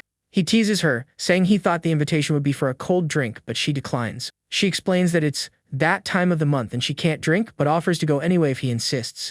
Concerned for her health, he says he'll pick her up from the dorm to take care of her. The young woman hugs him, super grateful that he's concerned and not pressuring her to go out. She kisses him on the cheek, saying he's the sweetest and most caring boyfriend in the world. Seizing the moment, the girl questions him about their relationship, wanting an official title. He kisses her and says it's obvious they're a couple, leaving her on cloud 9. Giddy with joy, the young woman hugs him and asks if he truly loves her, and our hero, a master of seduction, confirms with a kiss that says "Heis" in every language. She then asks the final question if she's his only girlfriend. Our hero agrees instantly, but we, the audience, know there's a huge asterisk on that answer. And that asterisk is huge because mine, the others aren't girlfriends, they're darlings and babes. It's the classic love contract loophole. To celebrate her new official girlfriend status, he promises a reward for her being so understanding and invites her to every rich person's favorite sport shopping. But he's not talking about buying a little shirt. Oh no. The guy simply offers her a car or a house, leaving the girl with her jaw on the floor, not knowing how to process such an offer. But before the shopping marathon, he takes her back to the dorm, playing the attentive boyfriend and telling her to rest well. On the way, the traffic light turns green, as if the universe itself were saying, "The path is clear for your next adventures, my dear protagonist." And speaking of adventures, his phone buzzes with a message from the trainer, inviting him for a workout at the gym. Our young man, who never misses a chance to flirt, teases her back, saying the video she sent would only be inappropriate for men with dirty minds. The trainer smiles, realizing he played along and isn't treating her like a mere stranger. In her mind, the door to conquest has been officially opened. Meanwhile, at the gym, the trainer runs into a colleague who immediately asks the reason for her ear-to-ear grin so early in the day. The personal trainer, all mysterious, says it's because of a very special friend who has appeared in her life. She then drops the gossip of the century. She tells her that a friend got a sugar daddy who just gave her a 3 million yuan apartment as a gift. Her colleague is shocked by the amount, thinking the guy must be a multimillionaire, at the very least. Instantly, she pictures some old rich geezer from a soap opera, but the trainer assures her he's 1,000 times better than her cheapskate ex-fling. And to leave her colleague completely floored, she reveals that the man is young, handsome, and tall. Basically a real-life manhwa protagonist. Her colleague, impressed, concludes that her friend must be a goddess of beauty to snag such a great catch. At that moment, we see an image of the trainer and the cafe manager, making it crystal clear who they're talking about. With the utmost confidence, the trainer says they both have the same level of beauty, just with different, strong points. And as if it were fate, our hero sends a message to the trainer, inviting her to go with him to handle the house paperwork. Without even blinking, the personal trainer cancels her class with her colleague, shamelessly saying her friend's sugar daddy asked her out. The colleague is shocked, processing the information and realizing that the trainer is basically trying to steal her best friend's boyfriend. But in her thoughts, she admits that if she found a man like that, she wouldn't think twice about trying her luck either. Friendship can take a hike, right? Right on cue, a male coworker approaches and asks her out, but she completely ignores him. The trainer gives him a look of pure contempt that says, "You're not on my level, pal." 10 minutes later, the two colleagues see our hero arriving in his luxury car to pick up the trainer. The colleague immediately bursts the guy's bubble, warning him not to get his hopes up, because that was the guy who bought a 3 million yuan house for his girlfriend. The guy is shocked by the amount, doing the math and wondering how many lifetimes he'd have to work to save up that much cash. Acting like a perfect gentleman, our hero opens the car door for the trainer, inviting her to get in. It's at that moment that it finally clicks for the colleague, and she's shocked to recognize that the mysterious sugar daddy is actually the broke ex-rich kid from college. The world really does work in mysterious ways. Across the street, his ex-girlfriend is in a state of shock, as if she'd just seen the ghost of her rich future driving away in a luxury car. The trainer, who wastes no time, gets close to him, flirting openly and completely ignoring the ghostly presence of the ex. Desperation hits the ex-girlfriend hard as she realizes too late that her broke ex-boyfriend is now a multimillionaire. The regret must be hitting harder than his car door. The poor coworker tries to console her, but she ignores him, completely lost in what-if thoughts. To make matters worse, she gets a message from some random guy inviting her over to his place. Absolutely livid, the ex-girlfriend takes out all her frustration on the poor guy, cussing him out and blocking his number. The man on the other end of the line is confused and annoyed, not understanding why he got rejected so randomly. The ex wonders if she still has a chance with the guy, bitterly regretting her decision to trade a diamond for a piece of glass. She even imagines herself in a harem with the other women, wondering if there's room for one more in his collection. Meanwhile, in the car, the trainer compliments the vehicle and suggests an off-road camping trip, showing she's an adventurous woman. He's up for the idea, saying they can try it some other time, with that mischievous smile of someone who already has other plans in mind. She calls him bold, and he replies flatly that he doesn't like to play by the rules. To spice up the conversation, he invites her to play ball, and she, being no fool, gets the hint immediately and calls him a tease. Our guy insists, saying he's dying to play ball with her, and the trainer can't help but laugh at the pickup line. She calls him a tease again, but it's clear she's enjoying his boldness and charm. 30 minutes later, the saleswoman from the sales center sees them arriving and laments not being lucky enough to be in the trainer's shoes. The pair arrives at the luxury villa, a place so stunning it looks like it's straight out of a postcard, with gardens and fountains everywhere. The trainer is completely mesmerized by the beauty of the place, looking like a kid in a candy store. In her dreams, she already sees herself living there and decides she must conquer this man at all costs. The saleswoman explains that the villa is over 600 square meters and can be decorated exactly as they wish. The system, ever generous, congratulates our hero and offers 20 million for the home renovation, double the property's value. The money never stops. He, as a good servant of the system, accepts the generosity and gets ready to spend all that cash. Our guy asks the saleswoman if she knows any good renovation companies in the city. The trainer, who never misses a chance to show off, asks to record a video to post on her social media. He agrees on the condition that she doesn't show his face and teases her about her followers. She reveals proudly that she has over 50,000 followers, mostly local fans. The young man, curious, asks if she has a lot of fans and tries to peek inside her car. In a playful tone, he says she has the premium version for her fans, while others see the regular version. Riding the wave, our guy invites her to participate in a review video for his bar, and she accepts immediately, super excited. The trainer asks if they're going back to the gym, but he already has other plans in mind. He reminds her of their ball game, but she, playing hard to get, accuses him of being just like all the other men. Ignoring her comment, our hero floors the accelerator, enjoying the speed and thrill of the moment. The trainer is startled by the sudden acceleration, but he reassures her with a confident smile. He teases her, saying that if she cares so much about her friend, she might as well take her place. The trainer replies that he wishes, showing she's not going to give in so easily. In her thoughts, she knows that giving in too quickly would make her seem easy and that she needs to play it cool to keep him interested. Her plan is clear: tease him and make him work hard to win her over. Arriving at the gym, she says goodbye, telling him to stop by any time, and leaves. He says goodbye back, telling her they should play ball sometime, and watches her go with a smile. Through the glass door, the trainer watches him with a mysterious smile, already planning her next move. She barely walks into the gym before the manager scolds her for missing work and violating her contract. She defends herself, explaining she had a personal emergency and even reimbursed the client double. The manager says that even with the reimbursement, the client filed a formal complaint. The trainer realizes he's trying to manipulate her to get something, but she doesn't fall for the trap. She thanks him for the warning and tries to leave, but he insists, inviting her to lunch. The personal trainer rejects the invitation flat out, saying she brought her own lunch, and leaves without another word. In her daydream, she dreams of being carried in our hero's arms, imagining a life of pure luxury. The trainer thinks she's destined for a better life and that no one will stand in her way. In another room at the college, two secretaries are discussing our hero's admission to the startup incubator. They decide they need more information before making a rash decision about such a large investment. Secretary Kong suggests a preliminary meeting with Professor Lee to discuss the matter further. The other secretary is surprised, as their presence at a meeting would be a huge event at the university. Meanwhile, in the dorm, a desperate classmate asks our hero for advice on how to win over a girl. Our protagonist takes a look at the messages and realizes his friend is being more persistent than a telemarketer.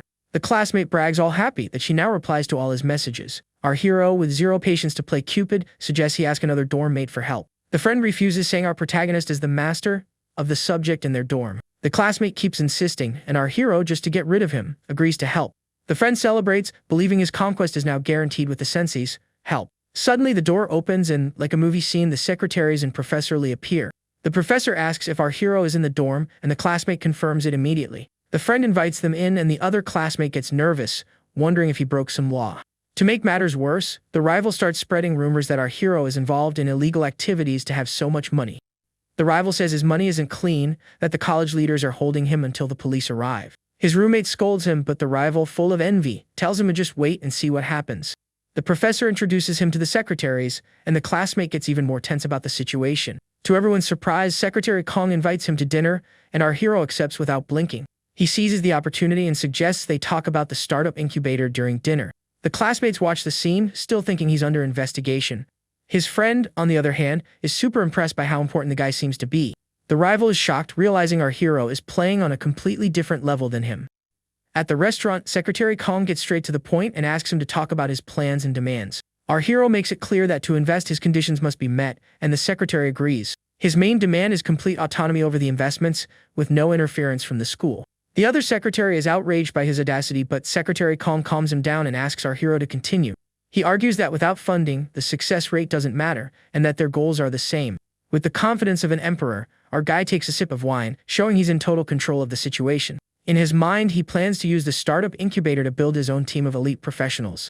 The young man realizes the system's missions require many women, and the college is the perfect place to recruit. The secretary says he needs to consult the education leaders, and our hero calmly agrees to wait. The dinner ends, and the professor offers to take our hero home, since he had a little to drink. On the way, she compliments the space in his new car, impressed by the vehicle's comfort. He comments that he got tired of sedans and wanted to try an SUV this time. The professor gets a call from her sister, who cancels the help she was going to give with the move. Our guy overhears the conversation and asks if she's moving, and she confirms that her old lease ended. Like a good student, he offers to help her move, but she declines, thinking it's not appropriate. He insists, saying he's her student and helping her is no big deal. The professor gets a little embarrassed, noticing for the first time how handsome and attractive he is. She remembers the bag he gave her, and it finally clicks: it must be genuine, and he's probably interested in her.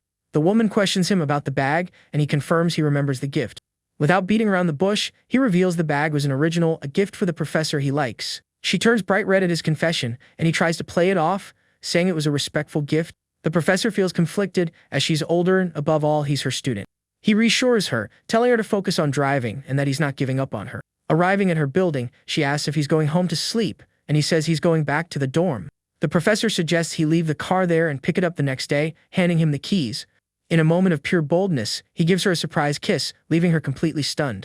In her thoughts, she's amazed at how bold he's becoming, kissing her directly. The woman calls him a bad student and runs inside, all flustered and with her heart pounding. The moment the mood cools down, he gets a call from the cafe employee, asking him to open the door for the former owner. Out of nowhere, the former cafe owner shows up and apologizes for bothering him, explaining she forgot her son's toys. He, being a gentleman, invites her in, saying it's no problem at all and she can look around calmly. The woman enters the cafe and feels a pang of nostalgia, like revisiting a scene from a happy moment in her life. She starts looking for her son's toys, which seem to be scattered all over the cafe. Our hero watches her curious and asks her son's age, trying to break the ice. In the middle of the search, he finds a bottle of wine and wonders if the former owner used to drink there alone. She says she's got everything and gets ready to leave, but he notices she's a bit hesitant. The former owner admits she's feeling nostalgic, remembering all the days she spent in that cafe. Noticing the sadness in her eyes, he invites her to come back whenever she wants for a visit, no strings attached. She, with an air of mystery, says she might not be able to come back, and he, being no fool, invites her for a drink. The woman hesitates, but he insists, saying there's nothing inappropriate about having a drink to relax. He pours the wine and gets straight to the point, asking why she's so down, already guessing the problem was her family. Our guy then reveals that he knows about her husband and the harassment his employees suffered. The woman is completely shocked to find out he knows about the affair, already imagining the worst-case scenario. He immediately reassures her, saying her husband calmly harassed the employee. The former owner then vents and reveals she was already planning a divorce and had even collected evidence against the scumbag. She regrets marrying him but confesses she's hesitant to make a decision because of their son. Acting like a true counselor, he advises her to make the right decision, thinking about her son's long-term well-being. The woman agrees, realizing he's much more mature and charming than she had imagined. He, to top it all off, compliments her, saying that being with a handsome man can make any woman feel better. Suddenly, like a soap opera plot twist, she kisses him, leaving our protagonist completely surprised by her action. He stands there, wondering what the heck that kiss meant, while she simply leaves, leaving him confused. In her thoughts, the former owner blames the kiss on the wine and feels satisfied with what she did. Still processing what happened, he calls the cafe manager, telling her he's sleeping over at her place tonight. 20 minutes later, she welcomes him home, surprised to see how much he's had to drink. He makes up the excuse that it was a dinner with school leaders and he couldn't refuse a drink. She, super attentive, helps him sit down and offers to make him some tea to feel better. The guy hugs her from behind, asking for a warm hug before anything else. She, already suspicious, questions his intentions, but he assures her it's just a hug. The woman feels tricked, remembering all the other excuses he's used to get what he wanted. She questions his character, but he ignores her, continuing with the tight hugs. He, playing the victim, asks if she doesn't trust him anymore, and the woman gives in, saying they can sleep together. Our hero thinks she's still very conservative, but that there are other ways to enjoy the night. With an Oscar-worthy performance, he pretends to feel cold and sneezes, drawing her attention to the air conditioner. She offers to adjust the temperature, but he, with a plan in mind, says it's not necessary. He pulls her close, saying there's no need to adjust anything if they share the same blanket. Our guy hugs her under the blanket, leaving her breathless with the sudden closeness. With a smile, he says he's not cold anymore, and she moans in pleasure, completely surrendering to the moment. The next morning, he finds a cute note from her, saying she's already left for the cafe. He barely wakes up before getting a message from the trainer, inviting him to the gym for a workout. He puts his phone away, thinking the manager's best friend is teasing him quite directly. The trainer asks why he's scared and he blinks, annoyed by her blatant seduction. He thinks the woman is shamelessly hitting on him, but tries to maintain his protagonist's composure. Suddenly, he gets a call from Professor Lee, interrupting his video call with the trainer. He hangs up on the personal trainer, saying he has important matters to attend to. The professor informs him that his investment proposal has been approved and the documents will be released soon. Our guy, always thinking ahead, asks to include height, weight, and a personal photo in the application forms. The professor finds the request a bit odd, but agrees to add the new requirements. He hangs up the phone, ready to continue with his plans and enjoy the day that has just begun. The professor invites him to help her move, and he readily accepts, like a good student. Half an hour later, he gets another call from the trainer, who is already impatient with his delay. He explains that he's busy with meetings for the villa's design, but she doesn't seem to believe him much. The trainer offers to be a burden and invites him to join her, since he's so busy. He, realizing he won't get rid of her easily, agrees to take her, thinking her presence might even help with the discussions. The personal trainer celebrates her small victory, saying she'll wait for him at the gym so they can go together. While our hero waits outside, a random guy approaches and asks if he's waiting for a girl. The man starts bragging about his luxury car, saying it takes much more than that to win over a goddess. With an air of superiority, he advises him to keep trying, using his own car as an example of success. Right at that moment, the trainer arrives, stunning as always, and the man who is giving advice recognizes her instantly. Without missing a beat, the guy asks her out, but she completely ignores him, showing she only has eyes for our hero. The trainer shuts him down mercilessly, saying she already has plans with a friend, and that he's clearly in a different league. The man desperate offers to tag along, but our protagonist cuts him off, saying he doesn't dine with people who drive G-Wagons. What a burn. He opens the door for the trainer like a gentleman, and she gets in the car, leaving the other man behind with a dumb look on his face. The personal trainer even says goodbye with a victorious smile, and the other guy is left there, shocked and furious at the public humiliation. He wonders how the guy managed to win her over with an M9, while he with his G-Wagon failed miserably. In the car, the trainer explains that the man is a premium client at the dealership, but she never paid any attention to his advances. She pouts and our hero notices she's quieter than usual. He asks what she wants him to say, and the girl replies that he seems different than usual, more serious. Our guy, always a tease, says that men only get truly excited when they're exercising. She immediately calls him a pervert, but he defends himself, saying he was referring to playing basketball. She calls him a pervert again, and he insists he was talking about basketball. We'll just pretend to believe him, right? The trainer then reminds him of the incident at the cafe, and he realizes she's not going to forget that scene anytime soon. To change the subject, he asks why she has so much free time lately. The woman says she felt bad for making him wait earlier and offers to make it up to him somehow. He teases her, saying she can buy him a few meals to call it even. In the afternoon, they meet with the head designer to finally discuss the villa's renovation. The designer presents 3 different styles, all based on the budget and preferences he had mentioned. The trainer is impressed with the options and, curious, asks what his budget for the renovation is. He reveals, nonchalantly, that his budget is 20 million, leaving her completely shocked by the amount. The trainer is speechless, doing the math and realizing his net worth must easily exceed 100 million yuan. With this information, she sits even more provocatively, thinking she needs to step up her game to catch this big fish. 15 minutes later, he chooses the new Chinese style and asks the designer to make the necessary revisions to the project. The designer, wanting to please the VIP client, invites him to dinner with the company's general manager, but he hesitates, thinking it's a bit premature. She immediately realizes he's not just some ordinary rich kid, and that she needs to treat him with the utmost respect. The designer then calls the manager and informs him that our hero has accepted the dinner invitation. The manager is thrilled, seeing a golden opportunity to close the deal and not lose such a valuable client. To ensure the operation's success, he asks the company's star player, the best employee, to join them for dinner. Back in the car, the trainer complains about the heat, trying every trick in the book to get his attention. He says he's not feeling hot and asks what the plan is, trying to stay focused and not fall for her provocations. She then offers to be his shadow for a day, following him everywhere. He teases her back, saying his shadows usually follow him for a whole day and night. The trainer, unfazed, accepts the challenge, saying she doesn't mind at all staying with him all day. Just then, she gets a call from a friend asking where she is and, of course, with whom. Her friend invites her out, but the trainer proudly says she's in our hero's car. The friend is shocked to learn they're together, wondering when the heck that happened. The trainer explains she's just helping him with the renovation plans for his villa. Her friend's jaw drops when she learns he's going to spend over 30 million combining the house and the renovation. She feels completely left behind, thinking all her friends are succeeding in life. The woman laments her luck, hilariously wondering if it's because of the size of her chest. And to end the episode with a massive cliffhanger, at the restaurant, the trainer's ex-fling runs into none other than the manager of the design company. The universe just loves a good coincidence. The manager says he has an important dinner, but promises to come back and raise a glass with him later. The ex-fling, who wastes no time, immediately starts checking out the cute girl with the manager, feeling that instant pull. Just then, our hero arrives with the trainer, and the manager greets him with a warm, "Welcome, my esteemed client." Without beating around the bush, the manager greets him and asks him straight up if the beautiful trainer is his girlfriend. Our guy denies it, saying they're just good friends, which leaves the trainer feeling a little ticked off. The manager, ever the gentleman, greets her, and she forces a smile, still processing the "just friends" comment. The trainer is fuming that he denied their relationship, but like a true actress, she tries to play it cool and hide her frustration. The manager then introduces his design assistant, a pretty and shy young woman who looks like she walked straight out of a anime. He greets her, genuinely impressed by her beauty and innocence, so different from the other girls he knows. The manager, being an old pro at the business game, sees that the assistant made a great impression and knows the path to the client's wallet just got a whole lot smoother. The head designer, following the plan, asks the assistant to have a toast with our hero, and the girl immediately obeys. All shy and flustered, the young woman raises her glass to toast with the guy, who watches her with a curious gaze. The trainer, sensing a hint of jealousy in the air, invites him to have a drink with her, but he turns her down. Acting like the concerned boyfriend he denied being, he tells her she has to drive later and shouldn't drink. The trainer absolutely melts at his attentiveness, loving the feeling that they're a real couple. The design assistant, still shy, toasts with him again, nearly dropping her glass because she's so nervous. Being a gentleman, he suggests she drink tea instead, showing his consideration and making her feel a bit more at ease. The manager encourages her to mingle with him, saying that as young people, they must have a lot in common.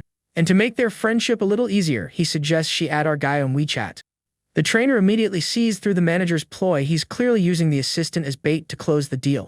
The ex-fling, who's no fool, toasts with the manager and comments that his client must be a pretty big deal. His eyes, however, are glued to the design assistant, completely captivated by the girl's beauty and innocence. The manager then introduces his nephew, the ex-fling, to our hero, completely unaware of the drama between them. The nephew thinks that befriending a rich guy like him could be useful for showing off at parties.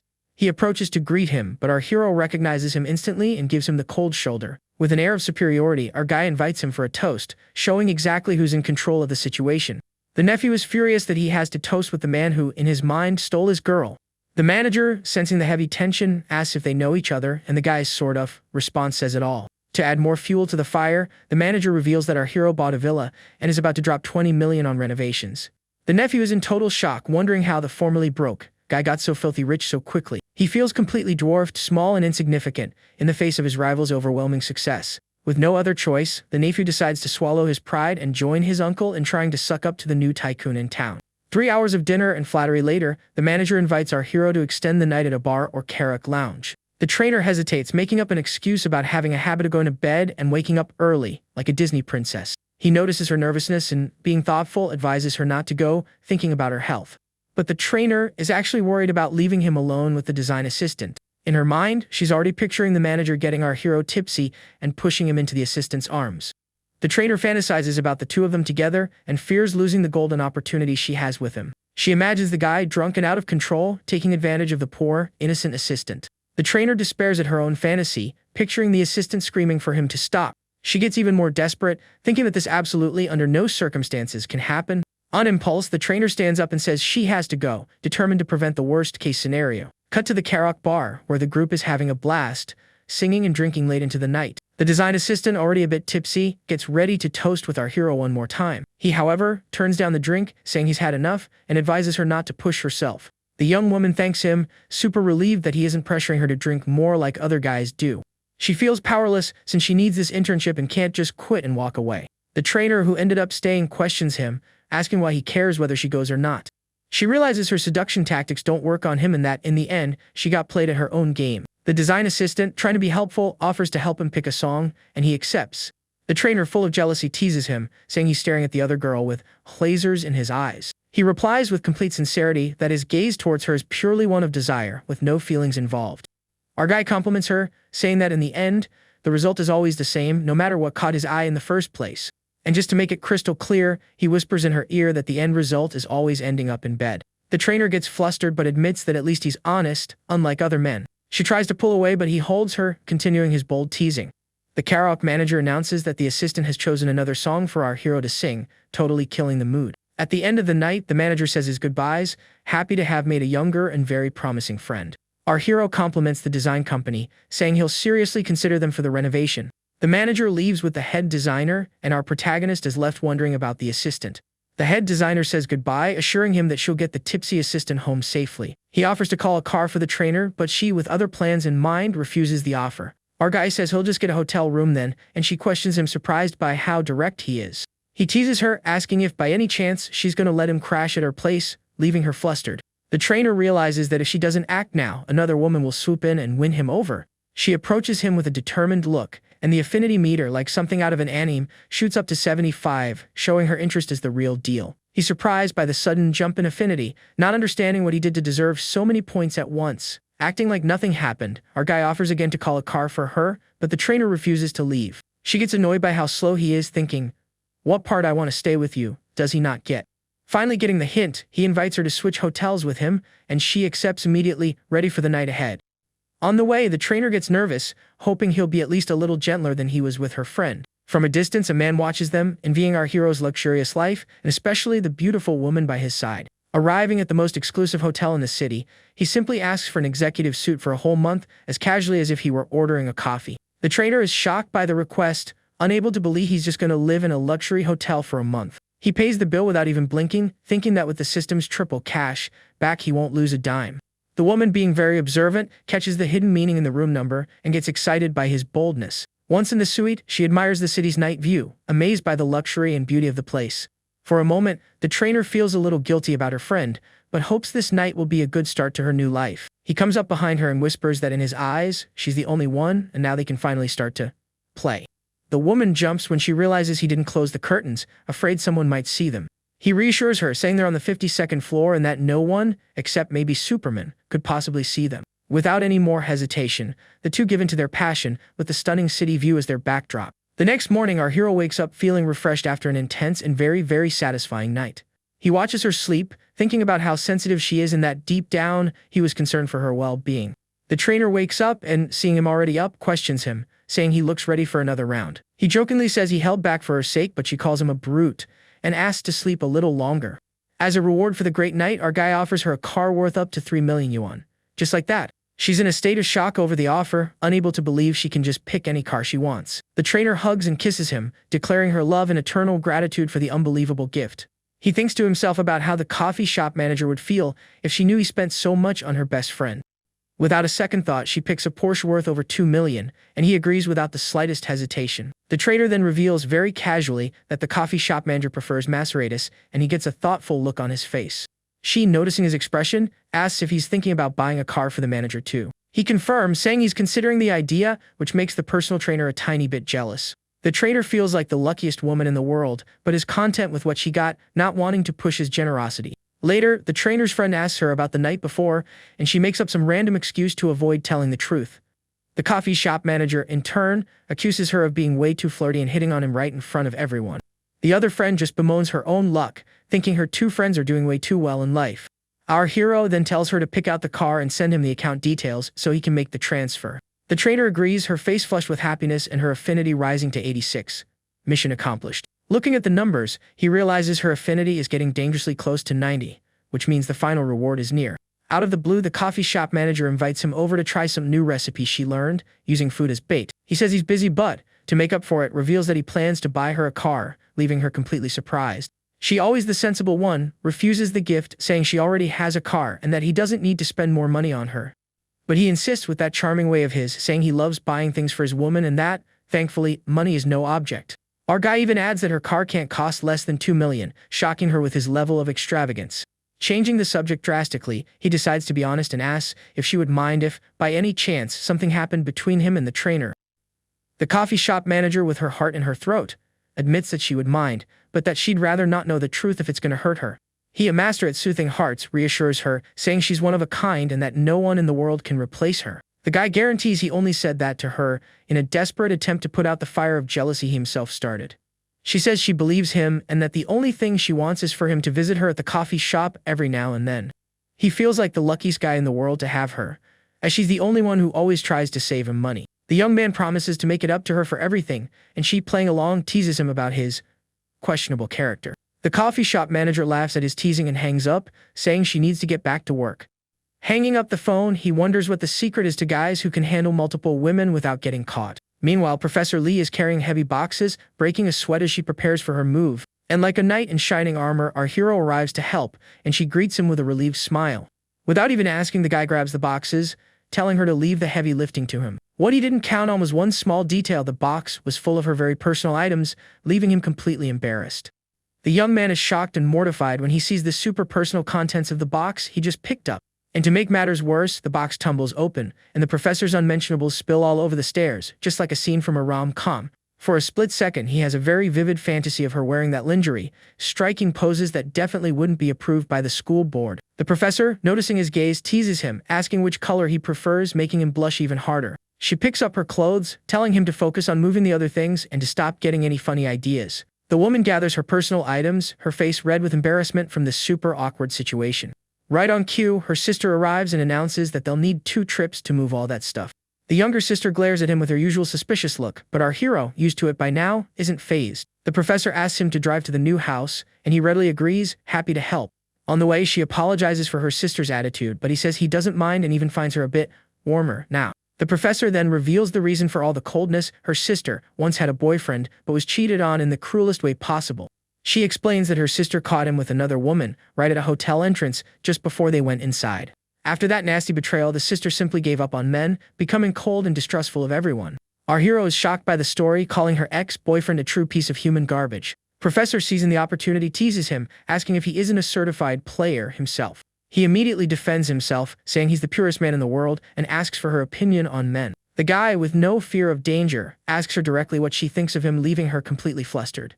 The professor gets embarrassed and her heart starts racing, not knowing how to answer such a direct question. She asks what he said, and he, realizing he went too far, plays it off, saying he was just kidding. He reassures her, insisting it was just a joke to get her flustered. The woman thinks to herself that if he had been serious, she would have had no idea what to do.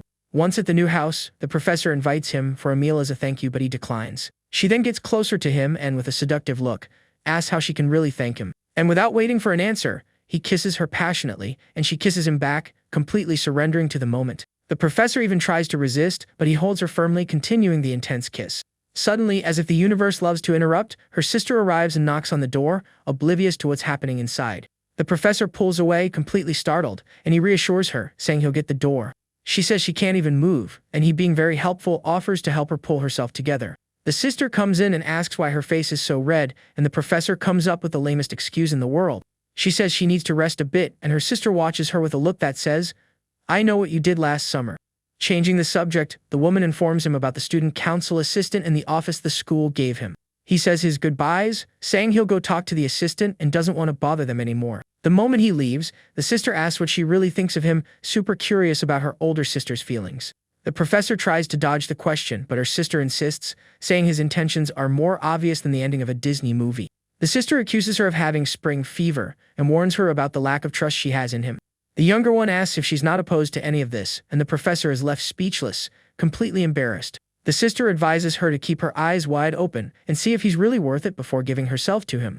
The professor just stands there, thinking about him, with her heart racing and her face flushed with embarrassment. An hour later in the school cafeteria, our hero watches her from afar, deep in thought. A girl calls out to him, and he turns around, surprised to see his new assistant there, waiting for him. He asks if she's been waiting long, and the girl, with a sweet smile, says she just got there. Our guy compliments her voice, saying it sounds different from the radio, and she explains the reason for the difference. Seizing the opportunity, he asks for her help with things beyond the committee's work, and she agrees right away. He gets closer to her, ready to continue their conversation and, who knows, deepen their relationship. Suddenly, a classmate shows up with some tea, acting as the official romance blocker. The girl asks who he is, and the guy introduces himself, shooting our hero a look of pure jealousy. He catches the classmate's venomous glare and is amused by the little rivalry that just sparked up. The young woman turns down the drink, saying she's avoiding sugar, but the guy, being persistent, won't take no for an answer. She gets annoyed by his insistence, but the dude doesn't give up trying to win her over. Other students watch the scene, already whispering about the potential love triangle that just formed. And to complete the quartet, our hero's official girlfriend arrives and wonders why everyone is staring at them. Without a second thought, she runs towards him, determined to mark her territory and see how far the other girl would go. The girlfriend hugs him tightly, and the other girl backs away, a little embarrassed by the arrival of her rival. He explains that he was just discussing committee matters with his classmate, and she pretends to believe him. The girlfriend teases him, asking if he plans to fail all his classes with how dedicated he is to the committee. The other girl realizes she's the third wheel in the conversation and decides to leave, letting the couple be. He says goodbye to her, and his girlfriend watches her walk away with a smile of pure victory. The other students comment on the scene, comparing the situation to an episode of a soap opera. The girlfriend, still jealous, asks what they were talking about. He explains it was about the entrepreneurship center, and she realizes how possessive she's being. The girlfriend says her goodbyes, saying she has class and that they haven't seen each other in 2 days. Before leaving, she gets close to him and says that today she wants something iced, and leaves with a suggestive look. Watching her go, he thinks to himself that she's an insatiable cutie. The moment she leaves, he gets a call from the trainer, who informs him of the final price of the car she chose. Without beating around the bush, the trainer offers to come to the hotel, bringing 2 different outfits for him to choose from. He plays dumb, but she insists, saying he'll know what it's about when he gets there. Our guy is torn, wondering who he should spend the night with, the manager, his girlfriend, or the trainer. He feels overwhelmed with so many options and, when in doubt, decides the best thing would be to go with all 3 at once. Meanwhile, at Professor Lee's house, the sister asks if they're going to cook dinner at home. The professor agrees and, on an impulse, suggests inviting our hero for dinner as a way to thank him. She gets all flustered by her own suggestion, but her sister encourages her to invite him. The sister says it's just a way to thank him for his help with the move, no big deal. The professor thinks about his bad boy vibe and for a moment feels an urge to take a bite out of him. The sister teases her, saying she's just testing him to see what his true intentions are. The professor finally agrees to call him, and her sister watches her with a mischievous smile, like someone who knows everything. She sends him a text, inviting him to dinner as a thank you, adding another option to his evening menu. He feels completely overwhelmed with so many invitations and decides he needs to turn some down to keep his sanity. Arriving at the professor's house, she greets him and says that dinner will be a little while. He comes inside and feels right at home looking at the decor and the super cozy atmosphere. The guy is impressed with how quickly the professor managed to make the place feel like a home. He asks about her sister, and the professor, with a smile, says she's taking a shower. The professor, nervous about their proximity, asks him not to get any closer, but our hero says he just wants to help. She tells him to go to the living room, but he, being stubborn, insists on staying in the kitchen to keep her company. He gets a little closer, and the professor, now in a panic, says they're already close enough. The guy, with a smirk, says there's still half a meter between them and questions her about her true intentions. Without waiting for an answer, he hugs her and she desperately says her sister is home, trying to stop him from making a move. He kisses her, saying her sister is going to take forever in the shower and that they have plenty of time. The professor tries to resist, but he continues, leaving her completely breathless with his boldness. And as if the universe has a timer for chaos, her sister gets out of the shower right at that moment, interrupting their intimate moment. He, keeping his cool, reassures her, telling her not to panic and gently pushes her away. She warns him not to act like that again, and he comforts her, saying he knows exactly how she feels. During dinner, he compliments the food and the sister, in full-on FBI interrogation mode, starts asking questions. The younger one asks how many girlfriends he's had, and our hero answers that he's only had 2. In his thoughts, he adds, 2 that were public, the others no one will ever find out about. The sister worries about his experience, afraid he might take advantage of the professor's innocence. Our guy thinks that if she knew about all the others, she would have a heart attack right there at the dinner table. The sister continues her interrogation, asking about his family and if he has any siblings. 10 minutes later, he realizes the sister is actually trying to get to know him better, not just judge him. He smiles, thinking his little sister-in-law is starting to like him, which is a great sign. And to test the limits, he touches her foot under the table, and the professor is shocked by his audacity. She gets annoyed with his move, thinking he completely underestimated her courage. The professor, worried about her sister, makes up an excuse to go wash some fruit in the kitchen. The sister notices that the older one is quieter than usual and questions her, suspicious. He says his goodbyes, saying he has things to do and needs to prepare for the next battlefield. As soon as he leaves, the sister advises her to test him more to find out what his true intentions are. The professor admits that he's more mature than he seems, but also very, very bold for a taste. Meanwhile, at the manager's apartment, she questions him about his rush to leave the coffee shop early. He teases her, saying the night will be more than enough compensation for the lost time. She then puts on her work uniform, wondering why on earth men are so into this stuff.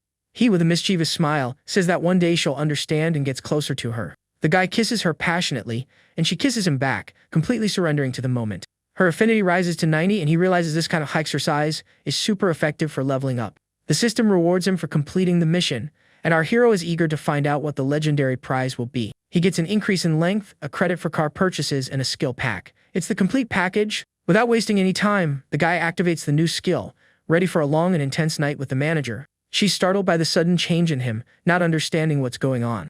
He teases her, saying this is the answer to her question about men's fetishes. The woman feels different, as if she's been emptied out from the inside, and questions him about it. He asks how he's different, and she replies that he's different in a very, very good way. The guy promises more surprises in the future, and she moans with pleasure, eager for what's yet to come. He thinks that her current state is the greatest compliment a man can receive from a woman. Curious, he explores the skill pack, confused to see options for cooking and hairdressing. Without a second thought, our hero chooses the combat skill, thinking it might come in handy in an emergency. He then imagines using the appliance repair skill to get closer to the professor. In his fantasy, the professor thanks him for the repair, and he feels satisfied with his choice. She offers to wipe the sweat from his brow, and he surrenders to that moment of pure intimacy. He realizes that, in the end, the appliance repair skill is the best strategic choice. The guy is left wondering who will be the next to reach level 90 favorability. Suddenly, the coffee shop manager gets a call from her mom, who sounds worried about the family situation. She reassures her, telling her to let her know if anything happens, but hangs up the phone with a worried expression. He comforts her, and she reveals that her father had a stroke because of his drinking. The woman blames herself, thinking that if she had gone on the arranged blind date, her father wouldn't have drunk so much. He consoles her, saying he'll go with her when it's time to visit her father in the hospital. She feels conflicted, as their relationship isn't official, and it would be strange to bring him to meet her family. The guy, always helpful, offers to help with the medical expenses, and she thanks him, touched. The next morning, he finds a note from her, saying she had to rush to her hometown. He gets a message from his assistant and wonders what she wants so early. The young woman sends photos of tables and chairs for the office, and he, trusting her good taste, lets her decide. He's impressed by her proactive attitude, thinking he hired a great employee. The assistant is interrupted by that persistent classmate who wants to help her clean up no matter what. She scolds him, saying she doesn't need help and that he's not even on the student council. The classmate whines, complaining that he can't compete with a richer, better-looking guy. The assistant realizes that, with so much money, our hero must be worth hundreds of millions. She decides she needs to show her full potential to be able to stand by his side. Meanwhile, in the manager's hometown, she discovers her father isn't in the hospital and that she's been tricked. Her mother explains that she lied to get her to come for a blind date she had arranged. A nosy aunt introduces her to a man, saying he's a great catch for her. The aunt praises the guy, saying he has his own company and has already bought a car and a house. The man brags about his car, a 5 Series, trying to impress her with his financial status. The coffee shop manager even compliments the car, but her expression clearly says, "Nice, but I've seen better." The suitor gives her a gold ring as a welcome gift, and the aunt praises his generosity. The aunt and her mother start celebrating, thinking he'll be a perfect and wealthy son-in-law. The coffee shop manager, fed up with the whole charade, pulls her mother aside for a private chat, visibly irritated. Her mother scolds her, saying she's not being a good hostess to the guest of honor. The woman gets tired of the comparisons and says she doesn't want to talk to her mother about it anymore. With no other option, she sends a message to our hero, explaining the trap she's in and asking for help. The manager is surprised to learn he's on his way to her house, wondering what he plans to do. She tells her mother a friend is coming, and her mother, suspicious, asks if it's a man or a woman. Her father, oblivious to everything, toasts with the suitor, praising him and saying they make a perfect couple. 15 minutes later, our hero arrives with a mountain of gifts, surprising everyone with his grand entrance. And to leave no doubt, he introduces himself as her boyfriend, leaving the entire family in shock. The suitor and the aunt are frozen, not knowing how to react to the unexpected arrival of the rival. Her mother asks why she never told her about her boyfriend, completely surprised by the news. Our guy, to mark his territory, shows them a jewelry box, saying he brought a few little gifts for her parents. He even adds that they'll be family in the future, impressing her parents even more. The girl's parents are speechless, wondering how much all those luxury gifts cost. And he answers as if it were nothing. "Oh, it was just around 300,000, shocking everyone in the room. The family is stunned by the amount, thinking that a normal person would never say something like that so casually. The suitor, feeling deceived, asks the aunt why she didn't tell him the girl already had a boyfriend. The man feels completely humiliated, thinking his gifts now look like a bad joke. In a desperate attempt, he suggests the boyfriend might be fake and offers to run a check on his background. The aunt, on the other hand, can only stare at the jewelry box, impressed by the wealth of her potential new son-in-law. Curious, she asks his age, and our hero replies that he's 21, leaving her even more shocked. The aunt doubts the story, thinking a 27-year-old woman would never date a kid. Her parents exchange suspicious glances but prefer to say nothing and just watch the scene unfold. He very calmly explains that he has a few side hustles in finance and other industries. The aunt, wanting to expose him, challenges him, asking if he even has a house to marry her niece in. The suitor thinks that now he's gone too far and will finally be exposed as a huge liar. The aunt accuses him of faking it, saying that honesty is the key to any relationship. Her parents get worried, thinking the guy is just showing off to impress them. And just when it looks like he's cornered, the coffee shop manager steps in, showing everyone the deed to the house he bought for her. Checkmate. The aunt, as suspicious as a soap opera villain, doubts the authenticity of the deed, thinking he whipped up a fake document just to show off. Without even flinching, our hero simply transfers 1 million into her account to decorate the house, leaving her speechless. The coffee shop manager is shocked by the transfer, saying the decorations won't cost anywhere near that much. The whole family is slack-jawed, counting the zeros on the phone screen and confirming the absurd amount of 1 million. The aunt grabs the phone to get a closer look and sees with her own eyes that the transfer is 100% legit. And for the final humiliation, he says that's just some pocket change and she can use the rest however she wants. The suitor, feeling like the smallest man on earth, admits defeat, utterly humiliated and lamenting his lost chance. But, being smart, he decides to stay in touch, thinking that having a rich friend could be useful in the future. Our hero also reveals that her house costs 3 million and his villa, a measly 10 million. The aunt finally realizes that he knows how to please people and that, in the end, he's a great match for her niece. Completely embarrassed, she apologizes for her earlier rudeness and starts treating him with the utmost respect. He, being magnanimous, reassures her, saying they're all family now, and she doesn't need to worry about it. Her parents praise him for his thoughtfulness, completely overjoyed with their new millionaire son-in-law. Just then, the manager's younger sister arrives, and her mother greets her with a grin from ear to ear. The coffee shop manager introduces our hero as her brother-in-law, and the sister greets him shyly.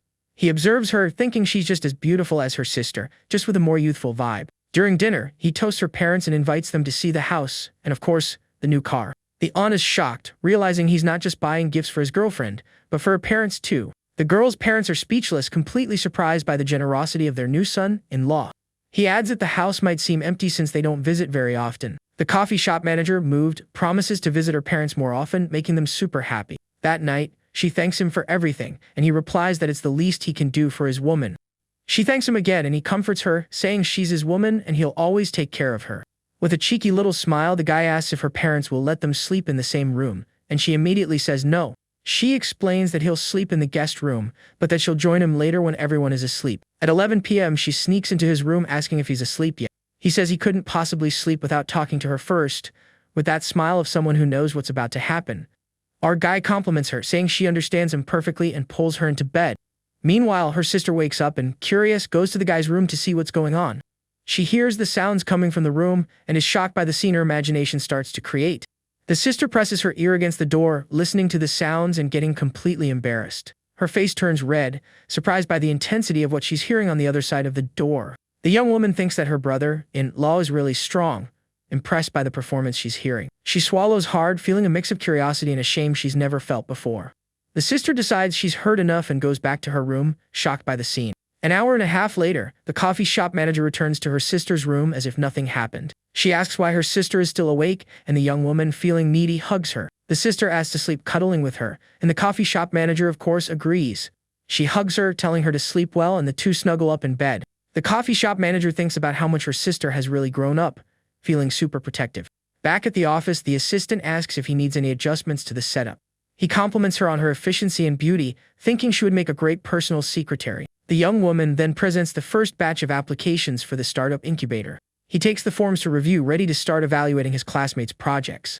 Our guy gets annoyed with the heavily edited photos, thinking the applicants are going way overboard with the Facetune. He decides to skip the photos and go straight to the business plans, more interested in the ideas than the looks. Suddenly, the young man comes across a proposal to open a sexy lingerie shop on campus, a bold idea. He discards the low-quality proposals, thinking he can't just mess around with the system's money. For a moment, our guy dreams of a life of luxury, working hard to please all the women in his life. He decides he needs real business experience and that the incubator is a great place to start.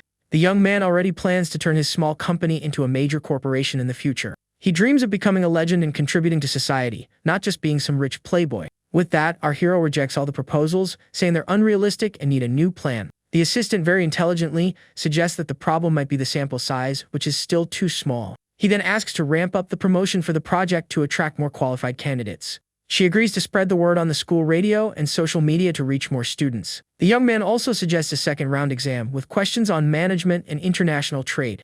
The assistant agrees to take care of everything, and he thanks her for her excellent work. He realizes that having practical talents like her is the key to his future success. Our guy concludes that he needs not only favorability, but also capable and loyal subordinates. At the gym, the manager scolds the trainer for being late and missing work. She explains that she had an emergency and that she already notified the client and refunded her. The manager accuses her of missing work without his approval, completely ignoring her message. The trainer confronts him, telling him to read the message where she asked to take lunch and notified him of the emergency. He accuses her of absenteeism, and she gets fed up with his abusive and manipulative attitude. Having had enough, the trainer quits, tired of being pressured and undervalued by her boss. A concerned colleague asks if she really quit, thinking about her future. Another colleague, more envious, spots her luxury car and wonders how she got it. The manager is shocked when he sees the car and realizes too late that she found a sugar daddy. Without wasting any time, she sends a message to our hero, saying she lost her job and needs some comforting. He invites her to be his exclusive personal trainer, and she accepts immediately, super excited. The guy rewards her with mini goals to enjoy, and the girl absolutely melts. The trainer says goodbye, telling him she'll be waiting for him in the executive suite with a super seductive smile. He arrives at the hotel, but she playfully stops him from entering, saying he's late. Our guy, playing along, decides to leave, and she stops him right away, saying it was just a joke. The trainer pulls him inside, begging him not to leave and explaining she was just trying to set the mood. He challenges her to beg a little, to see if her attitude is sincere or not. She asks where her attitude wasn't sincere, and he's amused by the situation. The guy says he felt a little bit of sincerity and forgives her, with a smile on his face. He turns to enter the room, and she follows him, ready for the night ahead. He gives in, saying he won't leave because of her, and kisses her passionately. The trainer, getting into character, calls him Daddy and asks if he's going to punish her for being naughty. He asks her to repeat it, and the trainer, without hesitation, whispers in his ear, saying "Daddy" right next to his ear, and our hero, completely surrendering to desire. The two give in to their passion for a full hour. The trainer feels completely satisfied and experienced a passion she had never felt before. In her thoughts, she admits that even without the money, he was already attractive enough to win her over. He invites her for another round, saying he's ready to go all night if needed. The woman is shocked by his energy, wondering how he can be ready for another round so quickly. After another hour of intense workouts, she complains about his lack of gentleness, completely exhausted.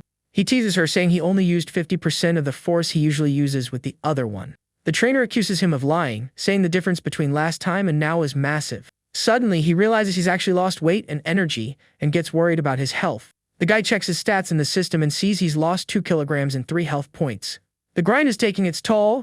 He invites her to work out the next morning, and she mischievously gets the hint. The young man clarifies that he's talking about a real workout at the gym and that he feels too skinny. She teases him, saying he finally realized he's a skinny mini. The trainer apologizes for the joke, and he challenges her to help him create a serious workout plan. Like a true professional, she agrees to help him, saying she'll create a complete diet and exercise plan. The trainer says her goodbyes, telling him she'll use the hotel gym and buy him some workout clothes. Right on cue, the system, which is like a digital personal trainer, activates a fitness dashboard and a mission for him to become the campus heartthrob in 1 month. Surprised, our guy wonders where this new menu came from, as if he unlocked a secret DLC in the game of life. His stats are displayed on the screen, and he, as focused as a gamer going for 100% completion, decides to focus on his weight and body fat to complete the task. He then discovers that the system has other sections, like administration and investment management, basically a crash course on how to become the next Elon Musk. The young man smiles with the confidence of someone who just found a walkthrough guide, knowing he can master skills in a month that would take others years. The next day, the trainer arrives with a fitness meal she prepared herself early in the morning in full Heim wife style. The food looks delicious and super balanced, with vegetables, eggs, and other healthy things that would make any nutritionist tear up with joy.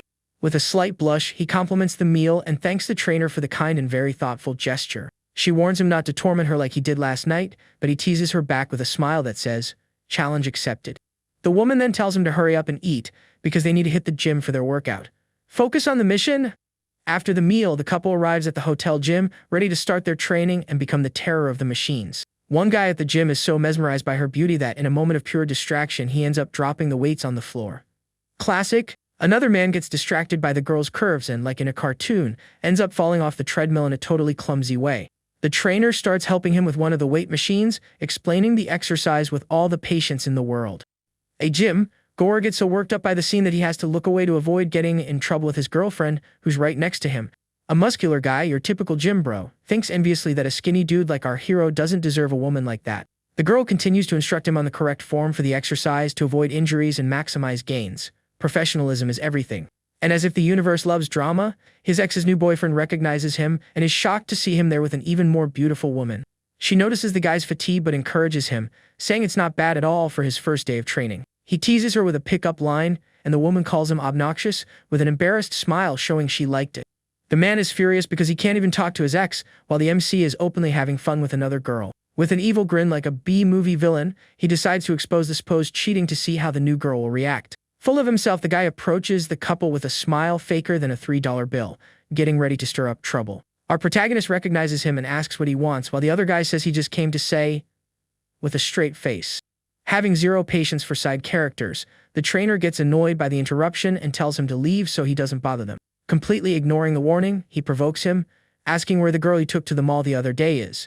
With a malicious look, he waits for the woman to get furious and start an epic fight with our hero. 20 seconds later, the couple continues their workout, not giving a single care about the man's provocation. Indifference is the best weapon. Shocked by their lack of reaction, he insists and asks if she didn't hear what he said about the other girl. Our hero then scolds him, saying that's enough, as they barely know each other and he's already getting way too familiar. The guy ignores the warning and continues his provocation, telling the girl not to be fooled by him. To everyone's surprise, the woman says she doesn't care and would be happy even with 3 at the same time. Plot twist. With a smile, she says that his happiness is what matters, and if he's happy, she's happy too. The trainer finishes by saying that our hero bought her a car worth over 2 million yuan. The famous irrefutable argument. The man is shocked and wonders what kind of bizarre relationship they have for her to accept cheating so calmly. The woman then wipes the guy's face and tells the man to leave, as he's distracting them from what really matters. Defeated and completely humiliated, the man leaves, grumbling about how ridiculous people are these days. The young man explains that she's his trainer and assistant, and that she wouldn't care about these things. Or would she? 2 hours later, she praises his performance but warns him that the training intensity will increase tomorrow. He teases her back, and the woman gets embarrassed, saying they need to add more weight for the workout to be effective. Back at the hotel, the couple decides to take a relaxing shower after the intense workout at the gym. In the shower, he says there's another place he needs to get to know better and approaches her in a very suggestive way. She calls him naughty, as she gives into the moment of passion under the hot shower water. After the shower, she asks if he's going back to campus or if he's going to sleep there with her. The woman says she feels uncomfortable alone and he asks her to call him Daddy again. With a seductive look, her affinity rises to 88 and she calls him Daddy, again, fulfilling his request. The guy realizes that level 90 is close and gets super curious about what the system's legendary reward will be. Back on campus, he finds his assistant being followed by the annoying guy from before, who's sticking to her like glue. The girl apologizes, saying the persistent guy won't leave her alone, and he tries to justify himself. Our hero dismisses him coldly and directly, saying his help isn't needed there. The classmate gets angry and his ego is bruised for being dismissed in such a humiliating way. Outside, he wonders what the two of them are doing alone with the blinds closed. His imagination runs wild. He pictures the scene and despairs, thinking it can't be what he's imagining. Inside, he asks about the campaign's progress, and she updates him on the project's promotion. The young man says he plans to create a new wave of publicity to further boost the incubator's popularity. The assistant then asks how he'll do that, and if he needs her help with anything. He explains the plan to create mysterious posts about a millionaire student investing in the startup hub.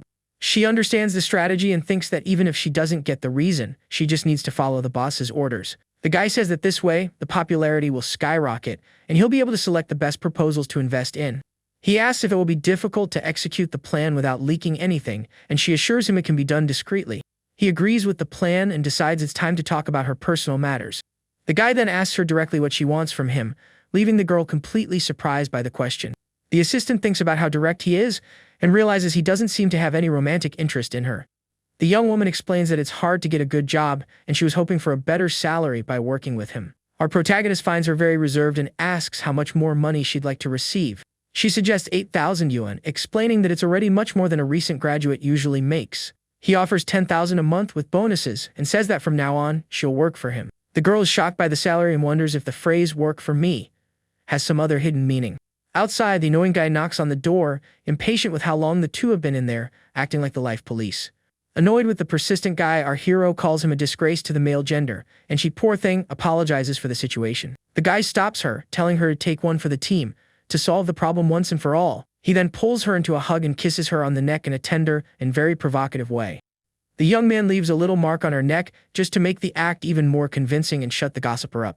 They open the door and our guy suggests putting up a "no annoying and nosy people allowed" sign at the entrance. The guy is shocked by the scene and stammers, not understanding what the heck is going on.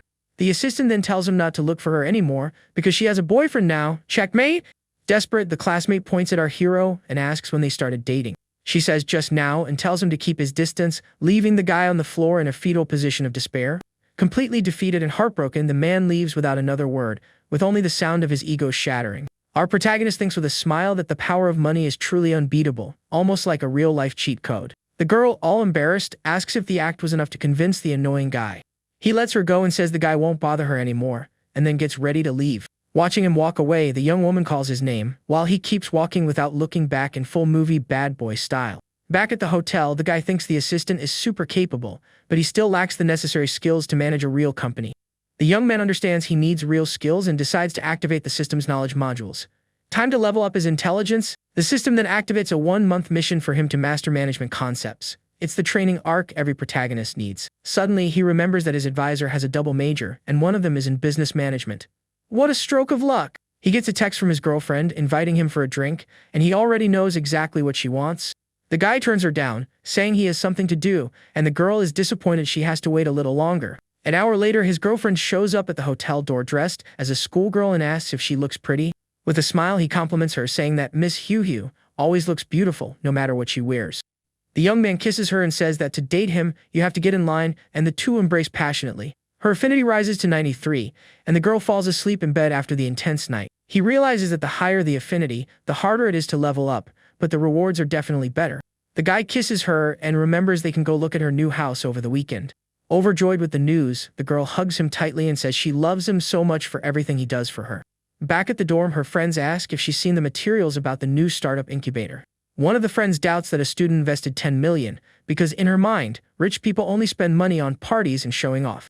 The friend wants to tell the truth, but our hero's girlfriend stops her and tells her to hold it in, keeping the secret. The friend doesn't understand the reason for all the mystery and asks her to ask him if, by any chance, he needs another assistant. His girlfriend shuts her down immediately, saying he would never hire her and she shouldn't even dream about it.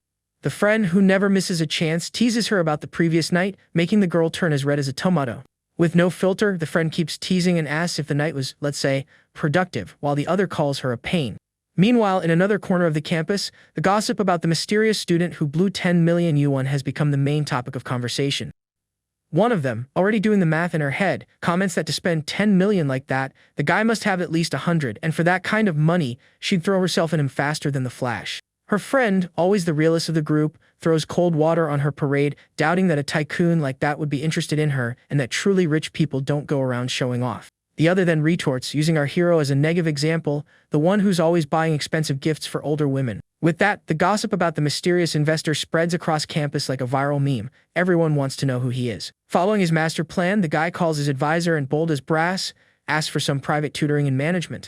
The woman gets suspicious, but he swears up and down that he just wants to learn, and she somewhat reluctantly agrees. Without wasting any time, the young man tells her he's on his way to her place, and the professor starts praying, imagining the boy's intentions. When he gets there, the advisor stops him at the door and makes him promise not to try any funny business like last time. Serious mode activated. With an Oscar-worthy expression, he guarantees with 100% certainty that he will be an exemplary student. Trust him. The woman, still suspicious, lets him in and immediately hands him a book full of sticky notes marking the most important points. She advises him to connect the theory with practical examples, and he, all studious, agrees to start his study marathon. An hour later, the scene is one of total silence in the room, with the pair sitting there, each in their own corner. Suddenly, she breaks the silence and scolds him for stopping his studies to stare at her like she's the last cookie in the jar. With a smirk, he replies that she's much more interesting than any management book. That's a high-level pick-up line. All flustered, the professor reminds him of his promise to behave and focus only on his studies. Our hero gets closer and drops the bombshell. He says he also wants her to be his girlfriend, and that one thing doesn't get in the way of the other.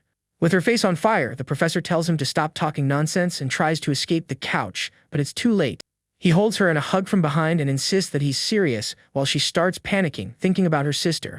The guy argues that it would actually be better for her sister to know they're together, but the girl denies it, saying she never agreed to that. Our young man then kisses her, asserting that sooner or later, she'll end up giving in. It's the persistence tactic. The woman complains that he swore to behave and calls men a complicated species, even while kissing him back in full Sunder style.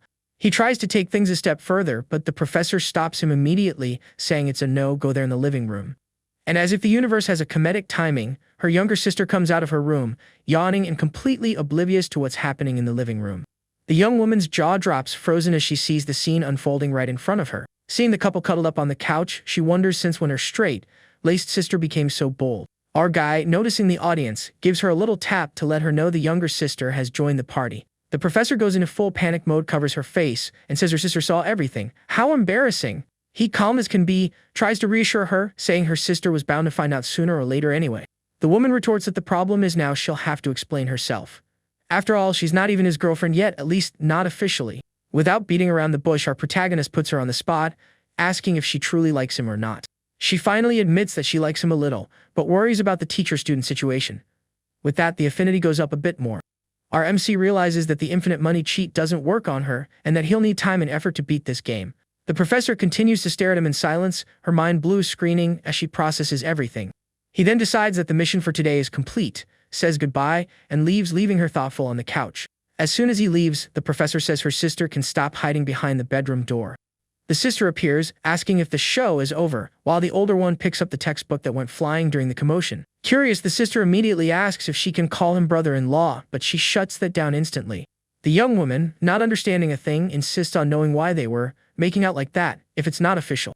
Blushing furiously, the professor admits her head is a mess, and that she's more confused than an anime character in a filler episode. The younger sister, acting as the family therapist, concludes that she's falling in love and hasn't even realized it yet. Later that night, our guy goes to his manager's coffee shop to meet another woman. This woman is the former owner of the coffee shop, who apologizes for the trouble but really needed to talk to him. He's super chill, says it's no problem, and asks if everything's okay, since she doesn't seem very happy. The woman vents, explaining that her husband has been going out every night and coming back smelling like other women. She justifies herself, saying if he can go out, she also has the right to have a drink with someone else to clear her head. The former owner then asks if the coffee shop manager is his girlfriend, and our hero gives a very vague, sort of. To reassure her, he adds that even if the manager knew, she wouldn't care one bit. Relieved, the woman says she didn't want to cause any trouble and that she doesn't feel so guilty anymore. With a very suggestive look, she asks him for a hug, just one, to make her feel a little better.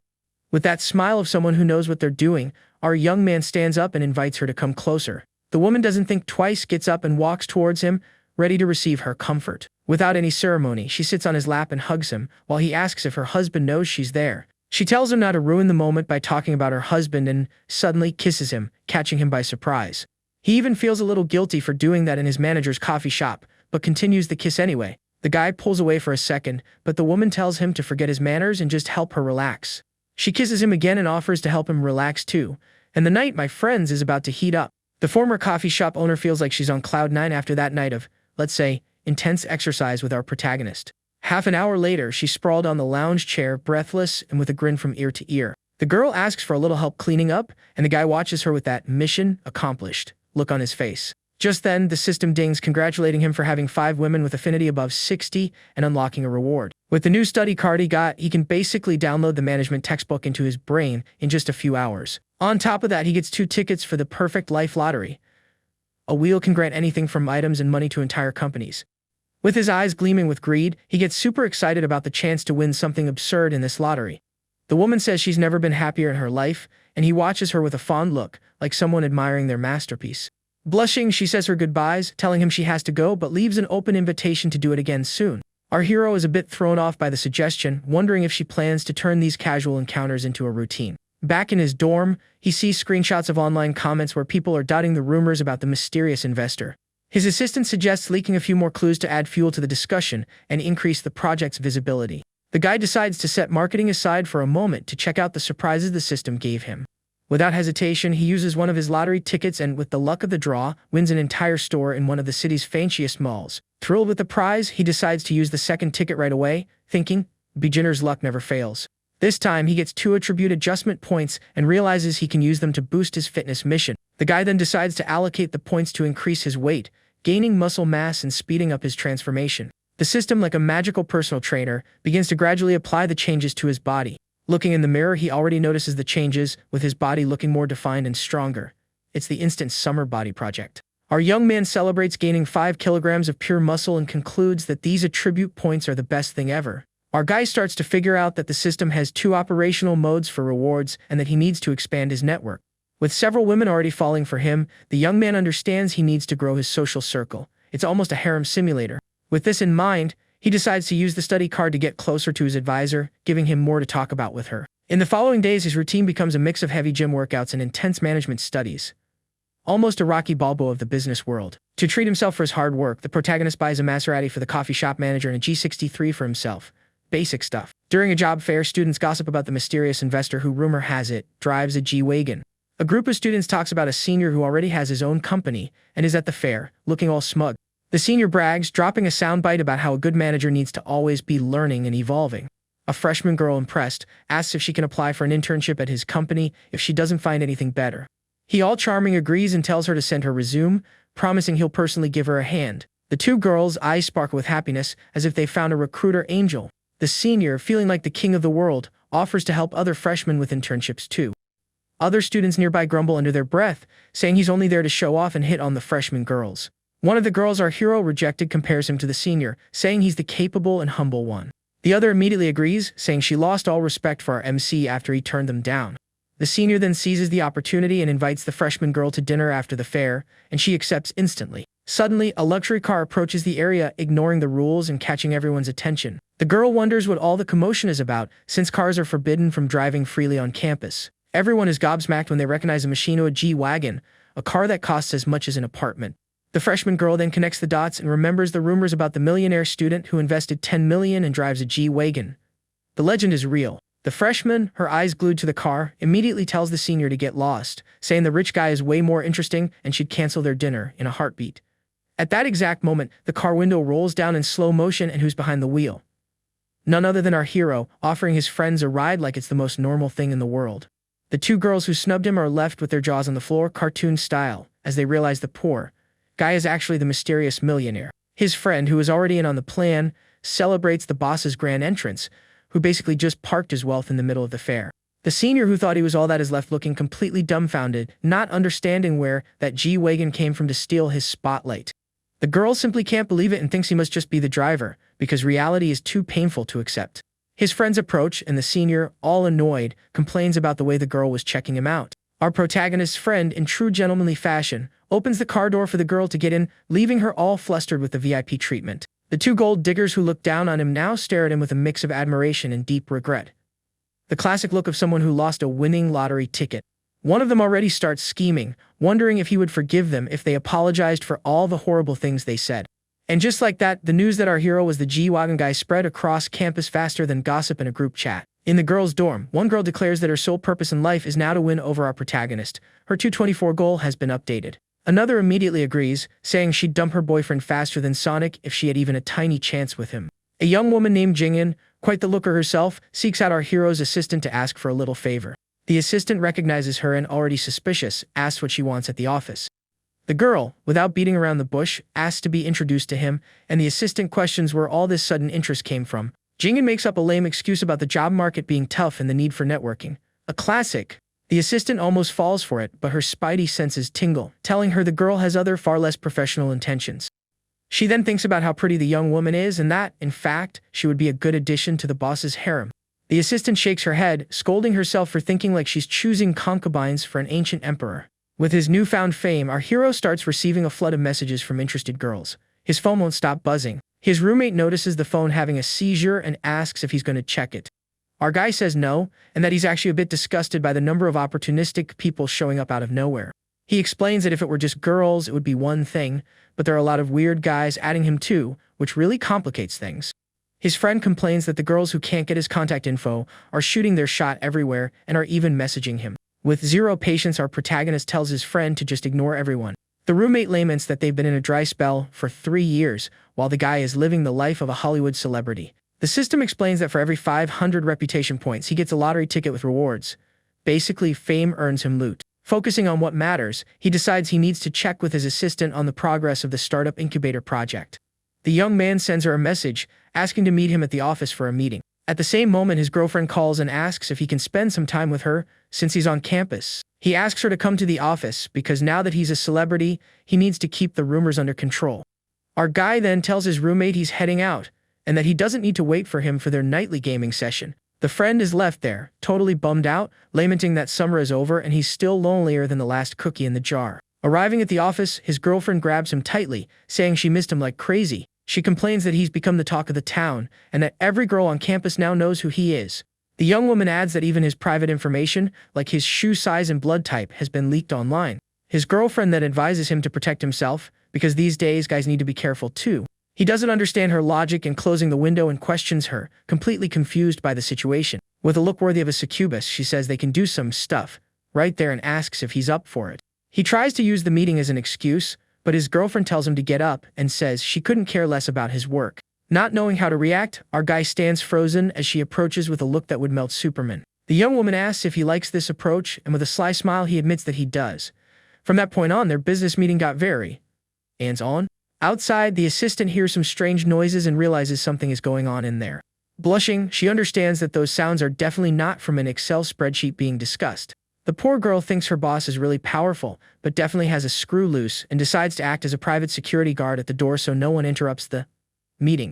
After standing there like a statue for a long time, her legs start to go numb from waiting outside for so long. Suddenly, his girlfriend comes out of the office, and the assistant hides faster than a ninja to avoid being seen. With a victorious look, the girlfriend glares at her and says he's hers now, telling the assistant to keep her distance. Once inside the room, the assistant asks what he wanted to talk about, and he compliments her for her excellent work. She thanks him, and he instructs her to filter for the most practical projects once the applications start rolling in. The young woman then asks what the filtering criteria will be to select the best of the best. With a smile like he has a plan, he tells her to choose the ones that reflect the college's new image.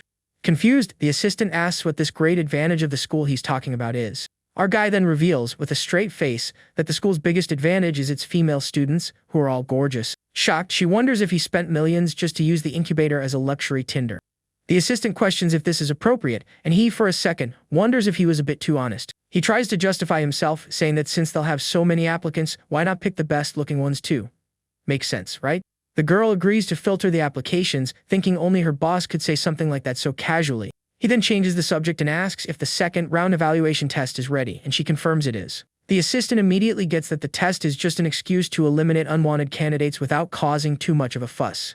Being sharp, she suggests leaking the answers to preferred candidates, and he loves the idea. The young woman questions if she's betraying her principles, but concludes it's a mutual choice between her and her boss. She justifies it by thinking that with a salary of $10,000 a month, loyalty is part of the benefits package. The assistant then offers to introduce the first candidate on the list while he watches her attentively. She says the candidate is around her age, and he gets a little annoyed by the imprecision. Our guy complains, saying he wanted to know the exact age, not a comparison to hers.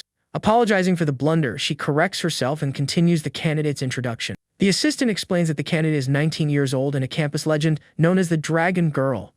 Basically, the Daners of the college. He asks for her contact info to make an initial approach, and the assistant shows him a photo of the girl on her phone. Suddenly, he gets a message from the former coffee shop owner inviting him for another drink. Our guy, who's no fool, teases her back, asking if she's sure she only wants to have a drink with him. The woman is thrilled with his quick reply and immediately starts getting ready for their date. She feels like a teenager experiencing her first love all over again and can hardly wait to see him. Lying on the couch, the young woman wishes for time to pass faster so their date can finally arrive. Back on campus, he finds his car covered in letters and notes from admirers, looking like a message board. One of the letters is so direct that it already includes the girl's bust size and contact information. Two girls approach him boldly and ask for a ride to the mall to do some shopping. He politely declines, saying he has to pick someone else up, and unfortunately, there's no room in the car. Our young man then makes up the excuse that his contact list is full and gets out of there as fast as he can. Watching the scene from the sidelines, two guys comment that this is exactly what happens when you have money and power. The friend complains that even if he worked his whole life, he'd never be able to afford a car like that. The other says that for a car like that, he'd even swear eternal loyalty if it meant financial freedom. His buddy thinks about the idea and concludes that, on second thought, it's not such a bad plan. At 9 p.m., our guy meets the former coffee shop owner and asks if she has any more problems that need solving. With a seductive look, the woman says she wants to ask him something, and he encourages her to go for it. Blushing, she asks him if he believes in love, leaving him a bit surprised by the philosophical question. The young man gives a pageant winner answer saying highs and no, and remembers his first love back in high school. He concludes that after that breakup, he never felt the same way again, and that something always seemed to be missing in his relationships. She complains that his answer was too vague, and he just watches her with a little smirk. Suddenly, the woman picks up the phone and calls the air conditioning repair service for her house. She schedules a visit for the next day and hangs up, thanking them for their help. Our guy asks if her AC is broken, and she confirms it's been busted for days. He, ever the helpful one, offers to fix it, and the woman doubts that a rich kid like him knows how to use tools. Our young man then decides it's time to go full MacGyver and uses his last skill pack to learn how to fix things. He chooses the appliance repair skill and activates it in the system. The system confirms the activation and informs him that he is now basically the perfect handyman. Our guy feels his hands become more nimble, as if he just downloaded a dexterity patch for using tools. He assures her he can fix it and very casually asks if her husband is home. The young man then gets up and, with his new skills, starts fixing the air conditioner while she watches, impressed. As cool as a cucumber, he says the problem was just a little dust and that the filter needed cleaning. Basically the simplest solution in the manual. The woman is standing there, all dressed up, and starts to wonder if she's lost her mojo, since he seems more interested in the AC screws than in her. Utterly confused by the situation, she decides to take a quick shower, the classic anime tactic to reset her thoughts and maybe plan a counterattack. 15 minutes later, she emerges from the shower, now in much more comfortable clothes, ready for whatever comes next. Our hero tightens the last screw and celebrates as the air conditioner starts working beautifully again. Mission accomplished. With a victorious smile, he calls her over, saying the technical service is over, but now she can pay for the labor in another way. She tries to worry about her husband coming home at any moment, but our guy, who has zero fear of danger, lays her down on the bed without a care in the world. The woman still questions if this is safe, but he just looks at her with a gaze that said, "Trust me." He then drops the master pickup line, saying he can fix anything in that house, including her heart and her body. The woman, already surrendered, just sighs his name as she completely gives herself over to the moment of passion. She thinks that this is the best payment she's ever made for repair and lets herself get completely carried away. In her mind, she compares the experience with her husband and concludes that with him, it was just a waste of time, like watching a filler episode. And as if the scriptwriter loves glitches, her husband comes home at that exact moment, drunk and grumbling like a cartoon villain. The man complains that the other one only knows how to show off, but when it comes down to it, she does nothing, and he approaches the bedroom door. At that moment, he turns the doorknob, ready to enter and find out what's going on inside. The couple hears the sound of the door, and their hearts nearly jump out of their chests with the husband's grand entrance to spoil the party. The woman goes into full panic mode when she realizes her husband actually came home that night. Desperate, she tells him to be quiet because if she's caught, she'll lose everything in the divorce. Maintaining the calm of a Tibetan monk, our guy gets up and says he's just going to lock the door. The woman is dumbfounded, wondering how he can be so cold and calculating in a situation of pure chaos. The husband mutters to himself, complaining that no one's home and his wife still left the air conditioner on. He continues his monologue about how lazy his wife is as he goes to the kitchen to get a glass of water. The man then tries to open the bedroom door, but realizes it's locked and just stands there, bugging out, trying to understand. Our hero signals for her to stay quiet so the husband doesn't find out about the maintenance work that was going on. Quickly, the woman covers her own mouth to muffle any sound and prevent her husband from finding them. On the other side, the man complains that he got home late because of some social events at work. Yeah, right? Annoyed that he can't get in, he gives up and says at least this way he doesn't have to perform his husbandly duties. The husband then goes to the other room and throws himself onto the bed, passing out in seconds from exhaustion and being drunk.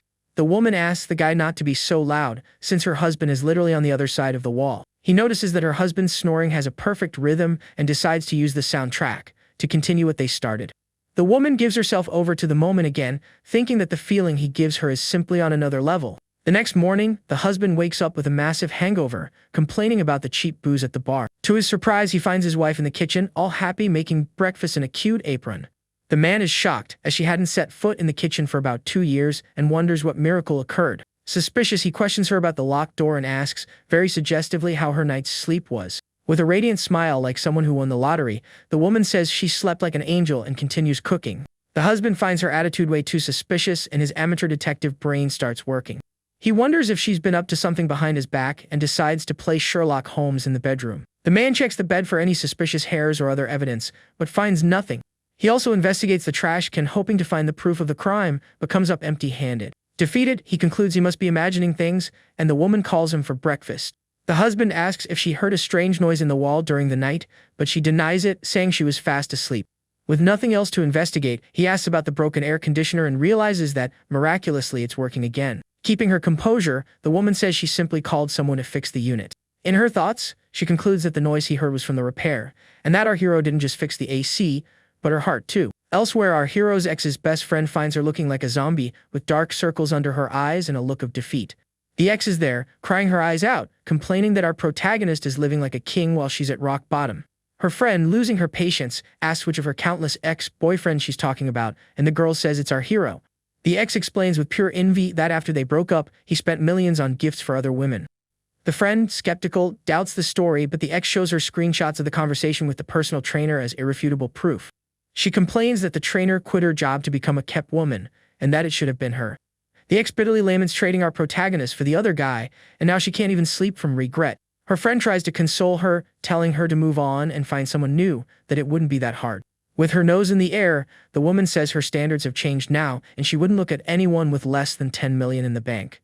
The friend is gobsmacked, unable to believe the girl's ambition has shot into the stratosphere overnight. Determined, the ex declares that she will win our hero back, no matter what it takes. Her friend tries to talk some sense into her, but the ex says that once you've had a taste of luxury, you can't go back. She gets angry, saying all the money he's spending on other women should rightfully be hers. The ex then drags her friend by the hand, saying they're going to find our protagonist right now. The poor friend grabs her phone and starts stalking his social media for any clue to his whereabouts. The friend comments that her ex is completely out of her mind and mentally prays for help to get her committed to a hospital. Meanwhile, in a luxury hotel, the trainer looks out at the city view, lost in thought. Our hero gets out of the shower and finds her there, lost in her thoughts, in front of the huge bedroom window. The woman comments that his weight and muscle gains are way above average and that he's progressing scarily fast. He, all mysterious, replies that he's not like other people and gets ready to leave. Our guy realizes that with the workouts, his immunity and overall health are improving every day. The real power juice.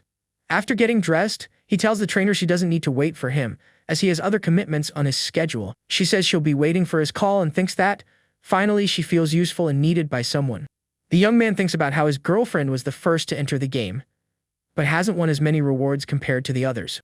At a fancy restaurant, his girlfriend is having lunch with her cousins, who are bombarding her with questions about her life. The young woman says she goes to the restaurant with friends sometimes and encourages her cousin to eat more.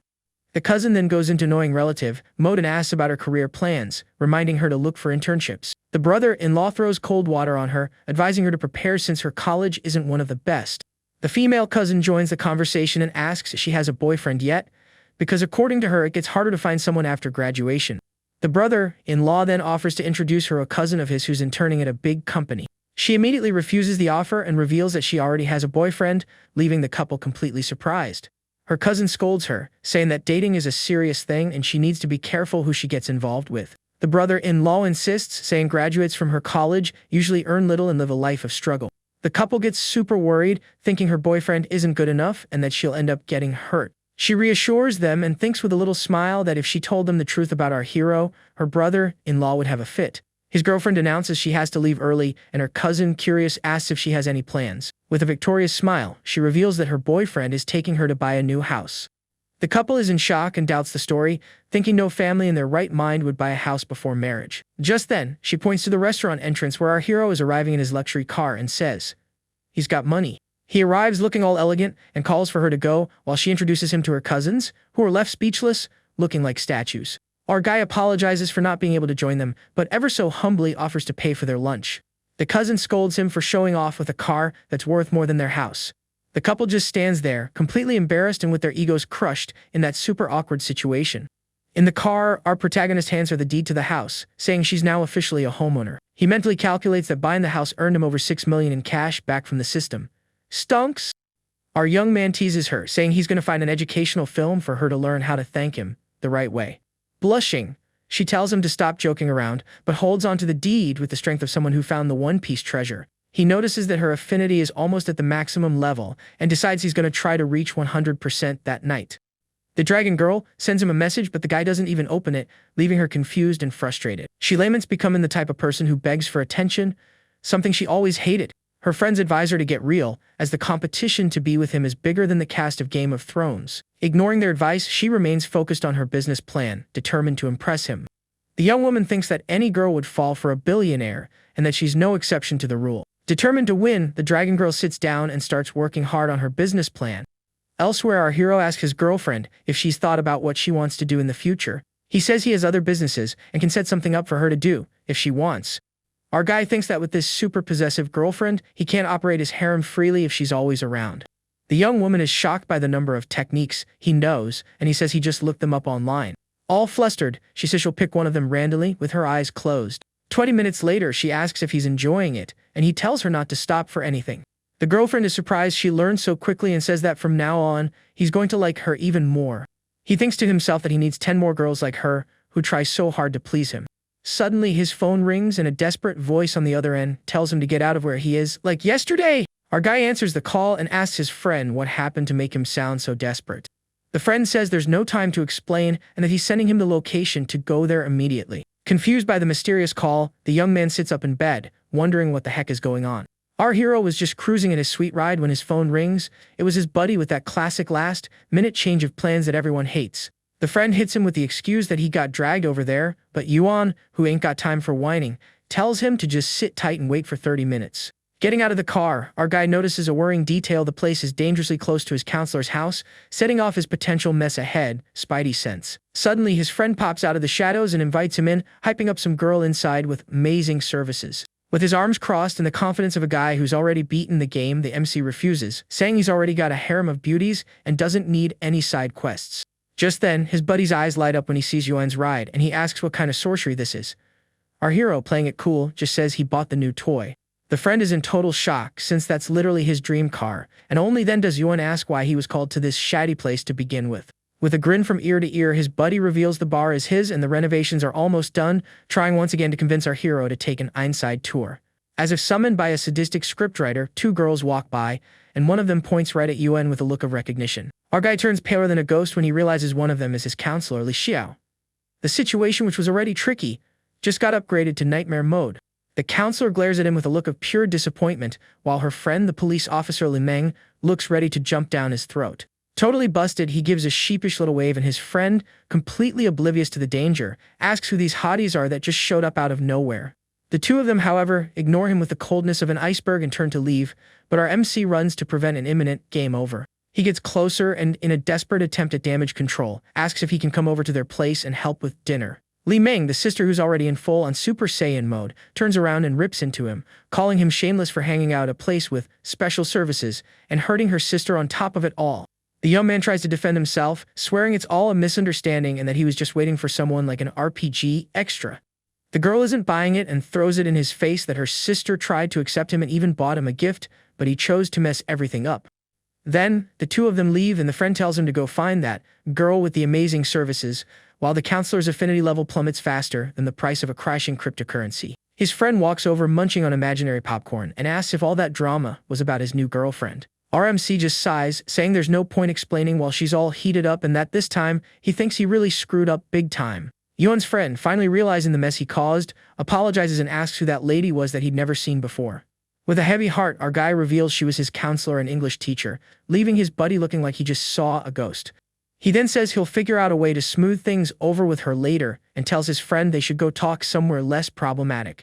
Arriving at a charming coffee shop, they're greeted by a beautiful young woman who, to no one's surprise, seems to know our MC quite well. The young man, acting right at home, orders 2 coffees and affectionately calls her Nana, while his friend watches the scene with the eyes of a detective. Once seated, his buddy mentions that the barista's face looks familiar, but he can't quite place where he knows her from. Our MC then jogs his memory. She was the luxury car saleswoman who was with their cousin at that family lunch. Jaw on the floor, the friend asks how she ended up here and immediately accuses Yuan of stealing a relative's girlfriend. The nerve? His buddy is in a state of shock, processing the fact that Yuan is dating his teacher and the ex-car saleswoman at the same time. The man is a legend. Changing the subject like a pro, our guy announces he's stepping back from the bar business and leaving his friend in charge of everything. With the air of a businessman, he says he believes in his friend's potential and that mixing business with friendship can get messy, so it's better to keep a safe distance. His buddy, full of determination, promises to do his best and not let down the trust Yuan has placed in him. At that moment, the barista Chen Na brings their coffees and Yuan's friend, already in full-on teasing mode, calls her sis-in-law. The young woman gets all flustered with bright red cheeks, clearly caught off guard by the bold comment. Right after, she notices Yuan's shirt is a bit wrinkled and, with special care, she leans in to straighten it out for him. As she fixes his clothes, his friend lets out an "Aw, you guys are so cute," commenting that he's clearly the third wheel here. Later that night, the young woman mentions that a friend is looking for a summer job and Yuan, like a good boss, says he can find her a spot at the cafe. With a smile that could melt Alaska, Nana mentions it's been a long day and that she needs a shower to wash off all the fatigue. And the sweat, of course. Alone in his room, our MC picks up his phone, thinking he needs to fix the mess with his counselor as soon as possible. However, when he calls, it goes straight to the nobody's picking up void, leaving him with a look of concern and a hint of irritation. He then wonders what the heck she's doing that she can't answer his calls or even see his texts.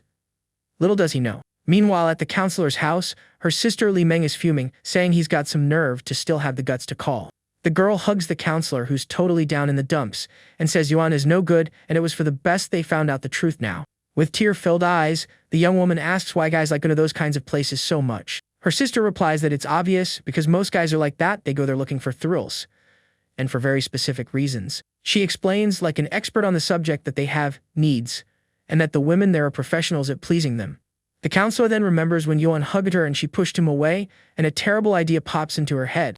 Heartbroken, she starts blaming herself, thinking that maybe she took too long to give in, and that's why he went looking for someone else. Her sister is shocked by this line of thinking, saying that love is a scary thing for making her think such a messed up thought. Li Meng asks her sister to remember the disaster that happened the last time she fell in love, trying to give her a reality check. The two of them lock eyes, and the sister begs her to snap out of it and not fall into this emotional trap again. The counselor finally agrees with her sister, deciding she can't let her feelings get the best of her and needs to stay in control. Back to our MC, we see him on his phone, successfully ignoring messages from his college classmates. He keeps scrolling through his feed and finds several messages from a girl sending "good morning" texts and other things, clearly trying to get his attention. Our guy analyzes her photo, thinking the girl has potential to join the game, but she needs to be observed more closely.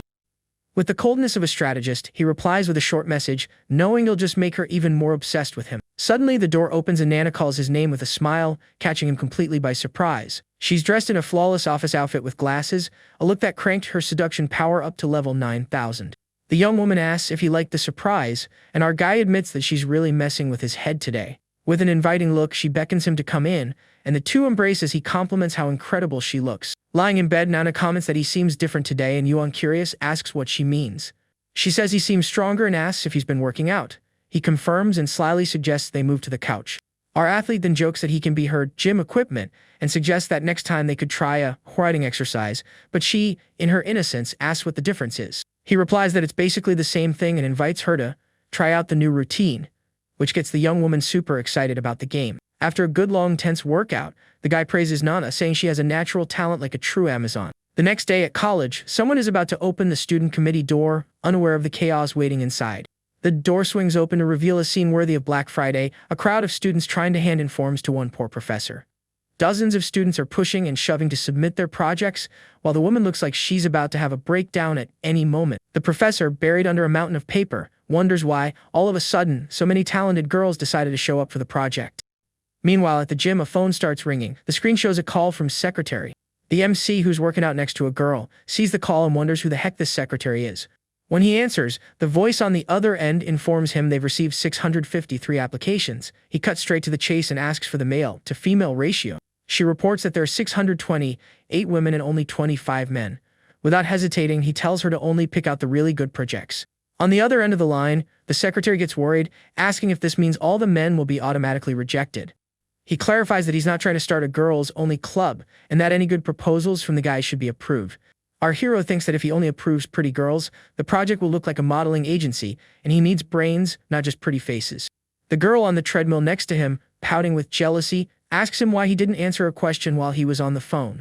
He calmly tells her it was just one of his subordinates, and tells her not to cook up any conspiracy theories in her head. At that exact moment, a system notification explodes on the screen. The third girl has reached 90 affection, and the rewards are on their way.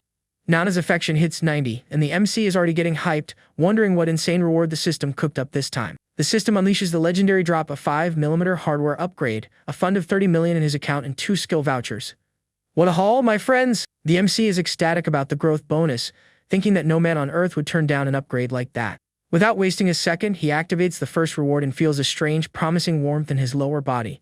With a satisfied grin, the guy notices the change is quite perceptible and is extremely happy with the result. Filled with a sense of urgency, he calls out to Coach Lu, who is completely confused, not understanding his sudden rush. The young man grabs her hand and, like an action hero, says there's no time to explain as he drags her upstairs.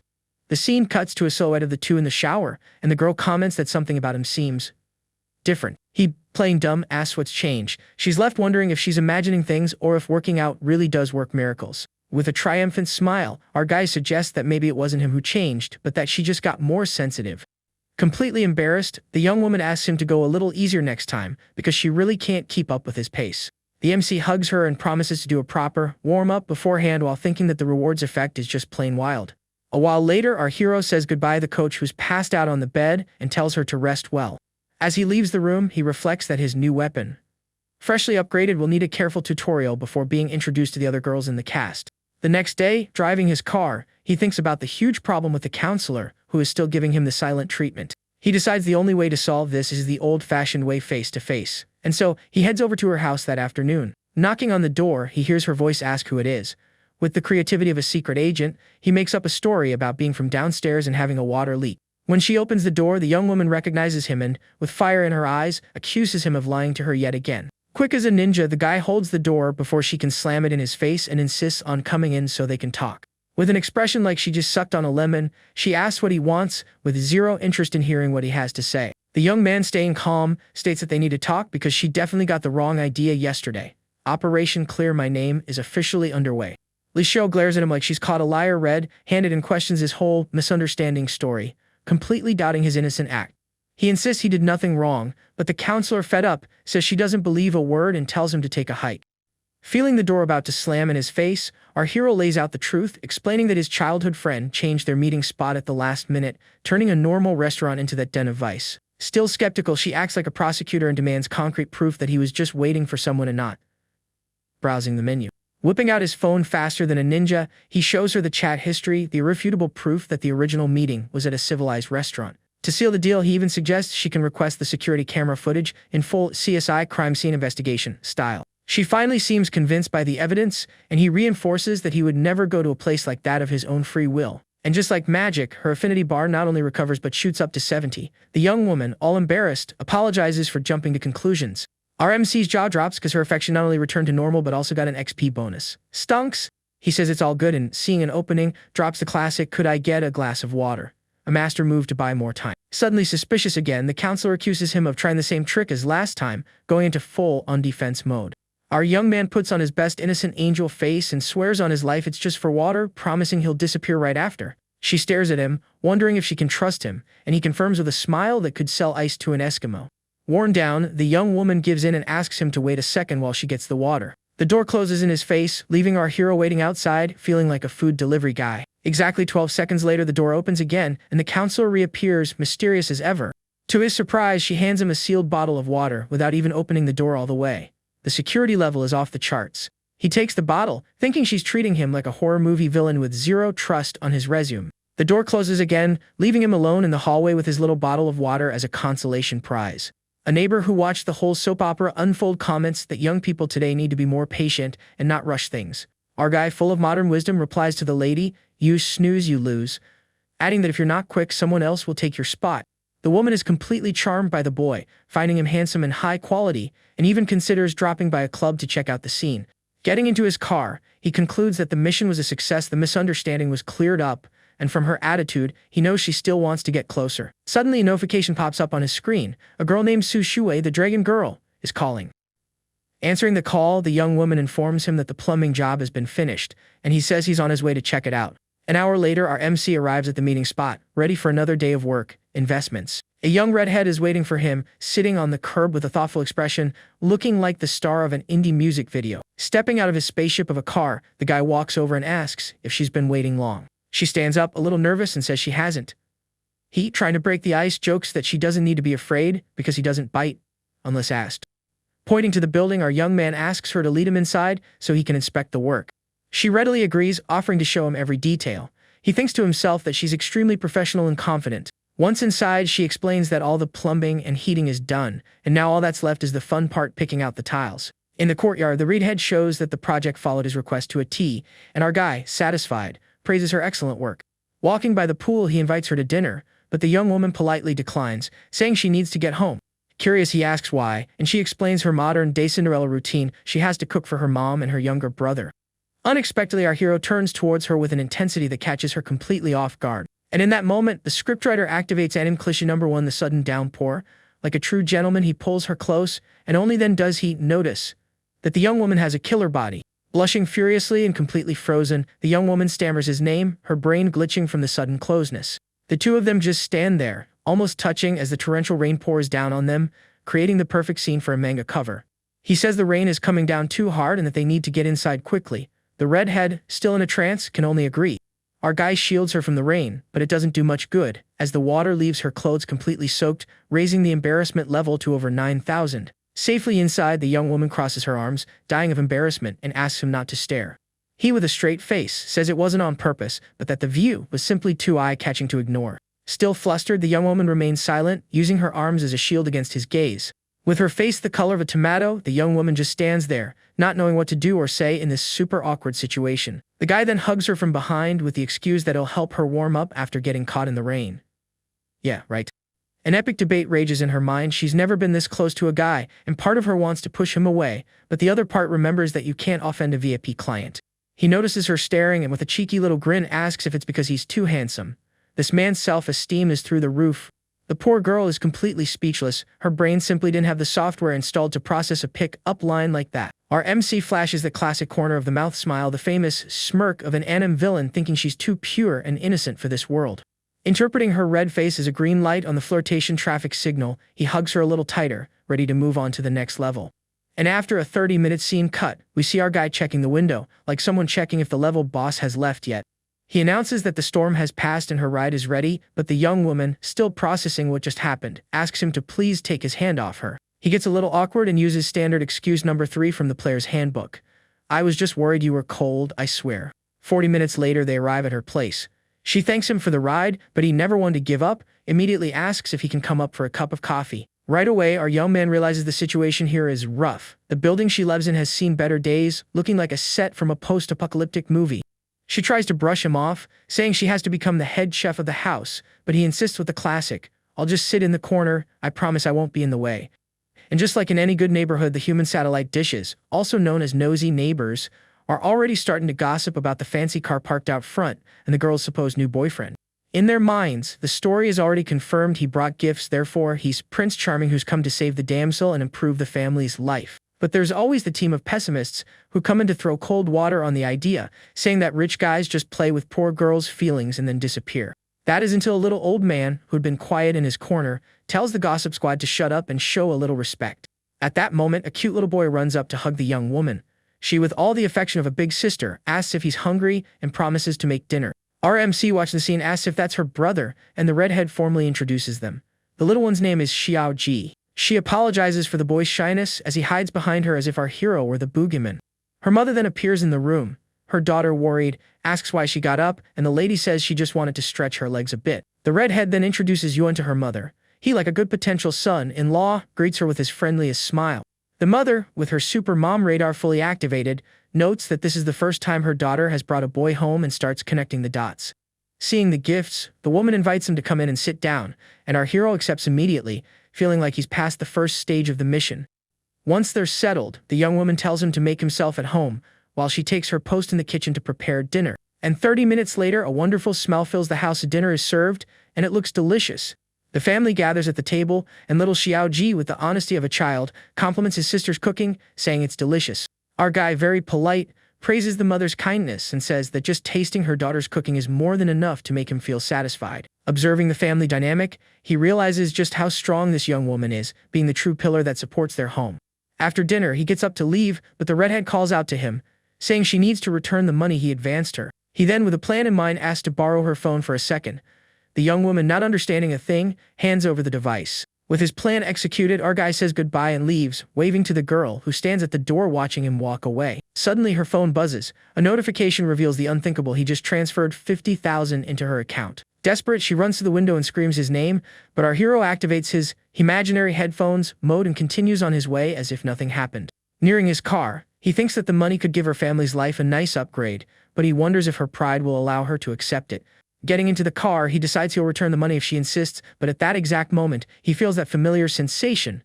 The system's cashback is coming! Back on the road, he switches back to businessman mode and calls his secretary, asking for a report on the candidates selected for his project. She informs him that 12 have passed the first round. Satisfied, he approves her work and promises a nice bonus at the end of the month. Our MC then gets lost in thought, pondering how he's going to balance his businesses and his growing harem.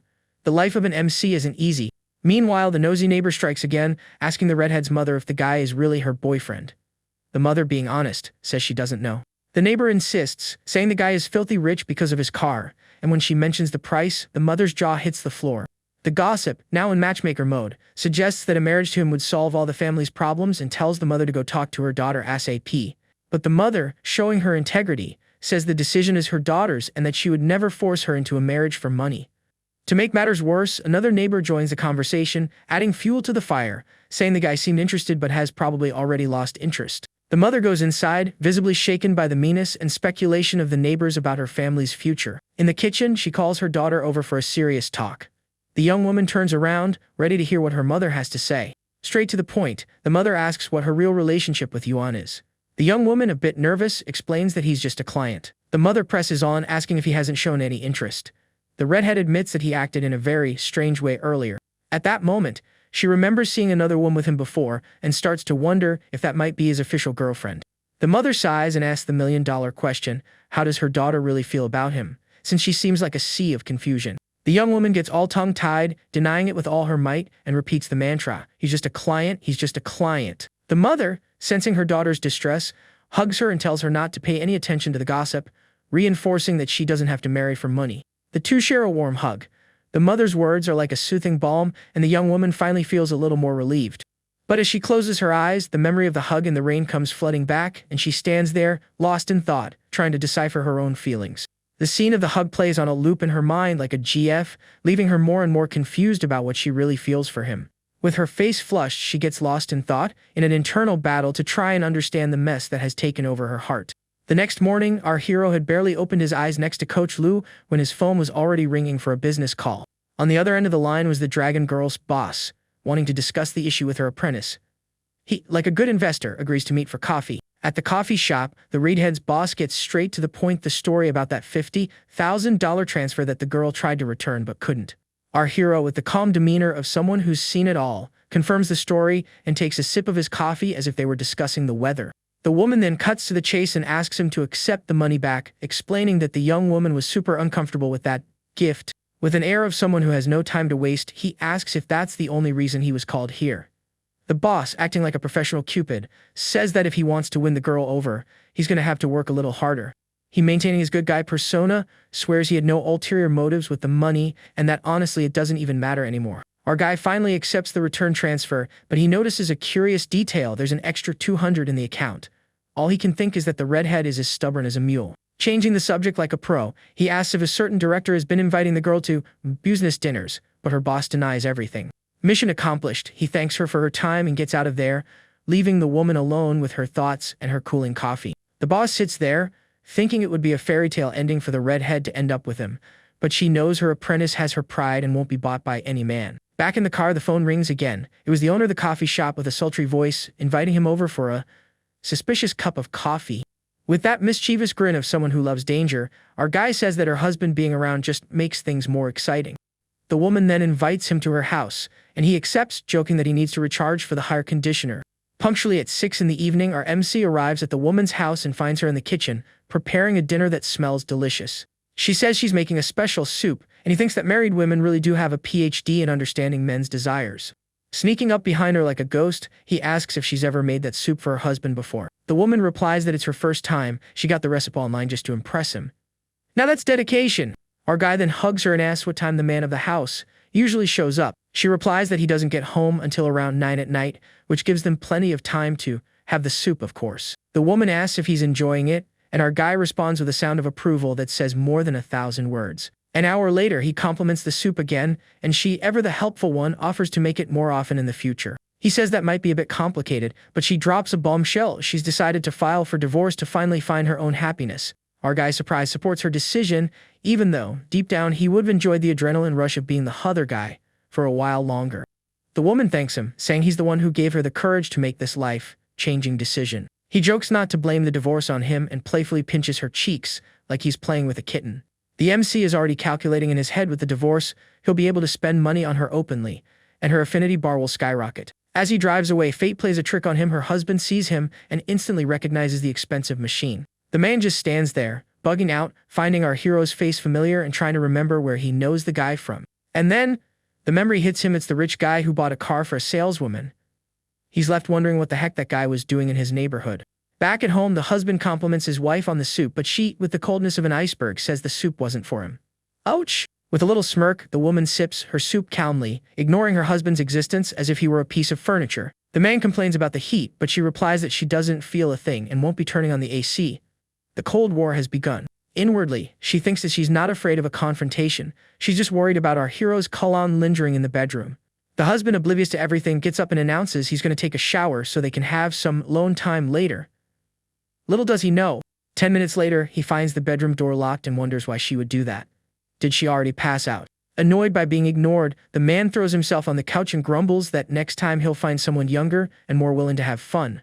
Cut to the college where Yuan's secretary is presenting the selected candidates for his project in a true parade of beauties. She highlights a girl from the flight attendant program who's practically a campus celebrity, as popular as a new anime episode. Next, she introduces a freshman who's already earned the nickname Little Daraba for her exotic beauty and modeling talent. To round out the top 3, the secretary shows off a famous cosplayer who gained 200,000 followers with a single costume. The power of pop culture. In the midst of this parade of goddesses, a more plainly dressed student feels completely out of place, like an NPC who accidentally ended up in the main character's selection for a game. At that moment, a class representative's brain finally connects the dots, and his shonen protagonist radar goes like crazy. This wasn't a startup project, it was a recruitment for a harem. Feeling like the biggest chump in the universe, he wonders what his role is in this script. Is he the secondary male character who's just there to make the hero look good? Now, with the stage set and all the candidates in place, the secretary waits anxiously, like the host of a survival game, for her boss's next command. Mo Zhenwang, the class representative, introduces himself to another guy, looking happy to finally see someone from his hometown. The guy then explains that he comes from a simple family, so he needs to take every opportunity that comes his way. Just then, the girls start taking pictures of him, super excited because the famous and beloved Shen Yuan has finally arrived. With an air of confidence, our hero appears and says he vaguely remembers the name of the guy who greeted him earlier. Mo Zhenwang then introduces himself again, and Shen Yuan explains that their business plan was approved because it was practical. He remembers that one wants to open a fry shop and the other a fruit stand, so the guy confirms his project is the fry shop. Since there are no fry shops at the school, their business has great potential to be very successful. The two are happy, and Mo Zhenwang thinks they were only chosen so the project wouldn't be all girls. Our hero then asks Mu about his experience as an opinion leader, which is basically a bot army. The guy confirms he has a team of 100 people, and that they've already organized several large-scale events. Shen Yuan dismisses them to interview the girls, thinking that Mo's contacts could be very useful in the future. 2 hours later, he praises his assistant for her great work, as she found some incredible girls for the project. A girl with pigtails approaches the secretary, saying she needs to discuss something important with the boss. The assistant then asks the boss what to do, and with a calm look, he tells her she can leave first. Now alone with him, the girl directly asks why she was turned down during the interview stage. She explains that during the interview, he barely looked at her and focused his attention only on the other two candidates. He stands up and says the final list will only come out after the exam, so she asks if she still has a chance to make it. With a confident smile, he sits on the sofa and says he just gave her a chance right at that very moment. Realizing the great opportunity, she starts listing all her accounting qualifications to impress him. Our hero then questions her, asking if such an important job shouldn't be done by an older, more experienced accountant. The young woman is speechless, her face blushing, not knowing how to answer his question. She thinks that the line of suitors for him is huge, so she needs to take this unique chance to win him over. Then she sits on his lap and whispers that she's much prettier and has a better figure than any old accountant. He agrees with a smile, saying that pretty accountants with a nice figure are indeed very hard to find. The young woman then unbuttons her blouse and asks what he thinks, and the guy replies that what she said makes a lot of sense. Completely lost in the moment, the girl calls his name seductively and moves even closer. Without further delay, the two share an intense kiss, giving themselves completely to that moment of passion. 40 minutes later, some crumpled tissues are seen inside a trash can in the office. He asks her to be his girl, saying she won't lose out, and is surprised to discover she was inexperienced. With a satisfied smile, our hero adjusts his tie and invites her to go shopping over the weekend. The girl buttons her shirt and happily thinks that now she has a place in his heart, even if it's a small one. He watches the scene, satisfied, thinking that the little dragon lady's affinity has finally appeared, and that's great. 10 minutes later, the girl leaves the office limping and complaining of soreness as the assistant watches her. Worried, the assistant approaches and asks Jing'an why she did that with the boss. Jing'an, with a smile, replies that it was nothing and that she now feels happier than ever. Later, he plans his father's birthday, thinking about the car he bought for him and the jewelry for his mother. His younger sister, Shen Xuan, gets excited about the car and asks for one too, since she's about to get her driver's license. His mother scolds him for spoiling his sister, saying she still has a long way to go and can't get complacent. Shen Yuan reassures everyone and invites them into the car to go to the hotel to meet their uncles and aunts.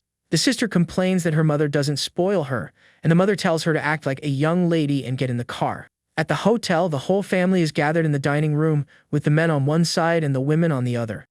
One of the aunts immediately starts complaining about the hosts being late, saying it's ridiculous for the guests to be kept waiting. Another relative angrily remembers when they went to collect a debt and were mistreated by the host family. Shen Yuan's mother takes the blame for the delay, saying she completely forgot to pass on the message to the others. The other aunts don't believe the excuse and complain they should have told everyone about the delay directly. An older uncle thinks with contempt that everyone there was helped in the past, but now the ungrateful bunch only knows how to criticize. A cousin with glasses plans to make the birthday toast difficult for the man of the hour, because he thinks he still acts superior to everyone. An aunt approaches her husband and tells him they're counting on his help to stir up trouble at dinner. The older uncle watches the scene with concern, as he has already realized that this birthday dinner will be a huge disaster. A young is praised for his new car, and he replies that a good car is essential for keeping up appearances in business. Another relative ignores Ion's discount offer and complains that the host still thinks he's a big deal. The uncle thinks about the old rivalry between the wives and how past envy fuels their audacity in the present. One of the relatives asks if something happened, and the older uncle asks for patience, saying the birthday boy is the most important person. Finally, the host family arrives and the father apologizes for being late, promising to drink 3 shots as a penalty. The older uncle tries to be polite, saying they didn't wait long and that it's not time for dinner yet. A cousin sarcastically replies that waiting a little longer won't make them pass out from hunger, and her husband immediately scolds her. The third uncle offers to pick up his brother in the future, since he no longer has a car and is now busy. Our hero replies that it would be too much trouble and that he hopes the uncle will always be available to help the family. The uncle feels disrespected by his nephew and decides he needs to show off a bit to put the young man in his place. To keep his promise, Shen Yuan's father drinks the 3 shots all at once as an apology for being late. With a subtle move, the third uncle purposely drops his car key on the floor to get everyone's attention. He pretends that no one is blaming him for the delay, but in reality, he just wants everyone to see the key to his new car. The uncle then complains that Shen Yad should have picked up the key for him and threatens not to get him the club membership. Shen Yad picks the key up from the floor and hands it to his uncle, who is already waiting for that show-off moment. Our hero then compliments his uncle's new car, and the man replies that his old Volvo was in need of an upgrade. The uncle reveals that the model is an X7 and says it wasn't expensive, but Shen Yuan knows the car costs over 1 million. Our hero praises the uncle's modesty, and he brags about having bought the mid-range configuration of the car. The uncle takes the opportunity to give some business advice, saying that tourism is very risky and not reliable. Shen Yuan feigns admiration and praises his uncle's intelligence, inflating the relative's ego even more. The uncle gets all proud of the compliment, feeling like the king of the world for impressing his nephew with his new car. The uncle's wife complains that the nephew is too much of a suck-up, and that if they ask to borrow money, she won't pay. Our hero then tells his father that the stage is set and that he can now show off the Maybach he received as a gift. The cousin is shocked to hear about the Maybach and doubts that the broke family has money to buy such an expensive car. The older uncle asks if he really bought a Maybach, and Shen Yuan's father says it was a gift from his son. The relatives don't believe the story and accuse the father of lying, as everyone knows Shen Yuan is a big spender. The older uncle is confused because his brother has always been very sensible and wonders if he's had too much to drink. The third uncle, completely in disbelief, asks what kind of joke this is and doubts that Shen Yuan bought the car. Our hero questions his father about his patience with their uncle, and he replies that it wasn't worth arguing with the relative. Shen Yuan's father reveals that the car cost 3 million, and that he even tried to stop his son from buying it. Everyone in the room is in shock at the car's price, as 3 million is an absurd amount of money for most people there. The relatives are stunned, wondering where Shen Yuan got so much money to buy a 3 million car. Just then, an employee approaches and asks him to move his G-Wagon that's blocking another car, and he agrees right away. The entire family is left with their jaws on the floor, not understanding a thing, because now they know he has not one, but 2 luxury cars. The uncles do the math and realize that the 2 cars together cost over 6 million, and they are completely shocked. Shen Yad changes his attitude and congratulates his brother on his success, offering a discount for the new car's maintenance. Shen Yuan's mother thinks with contempt about the audacity of her brother-in-law, who used to charge them without mercy and now wants to sell a membership. The third uncle reflects on his brother's success and feels like new money in comparison, since his brother didn't even brag. With the dinner over, his sister praises her brother in the car, and he says he'll take her home because he has other matters to attend to.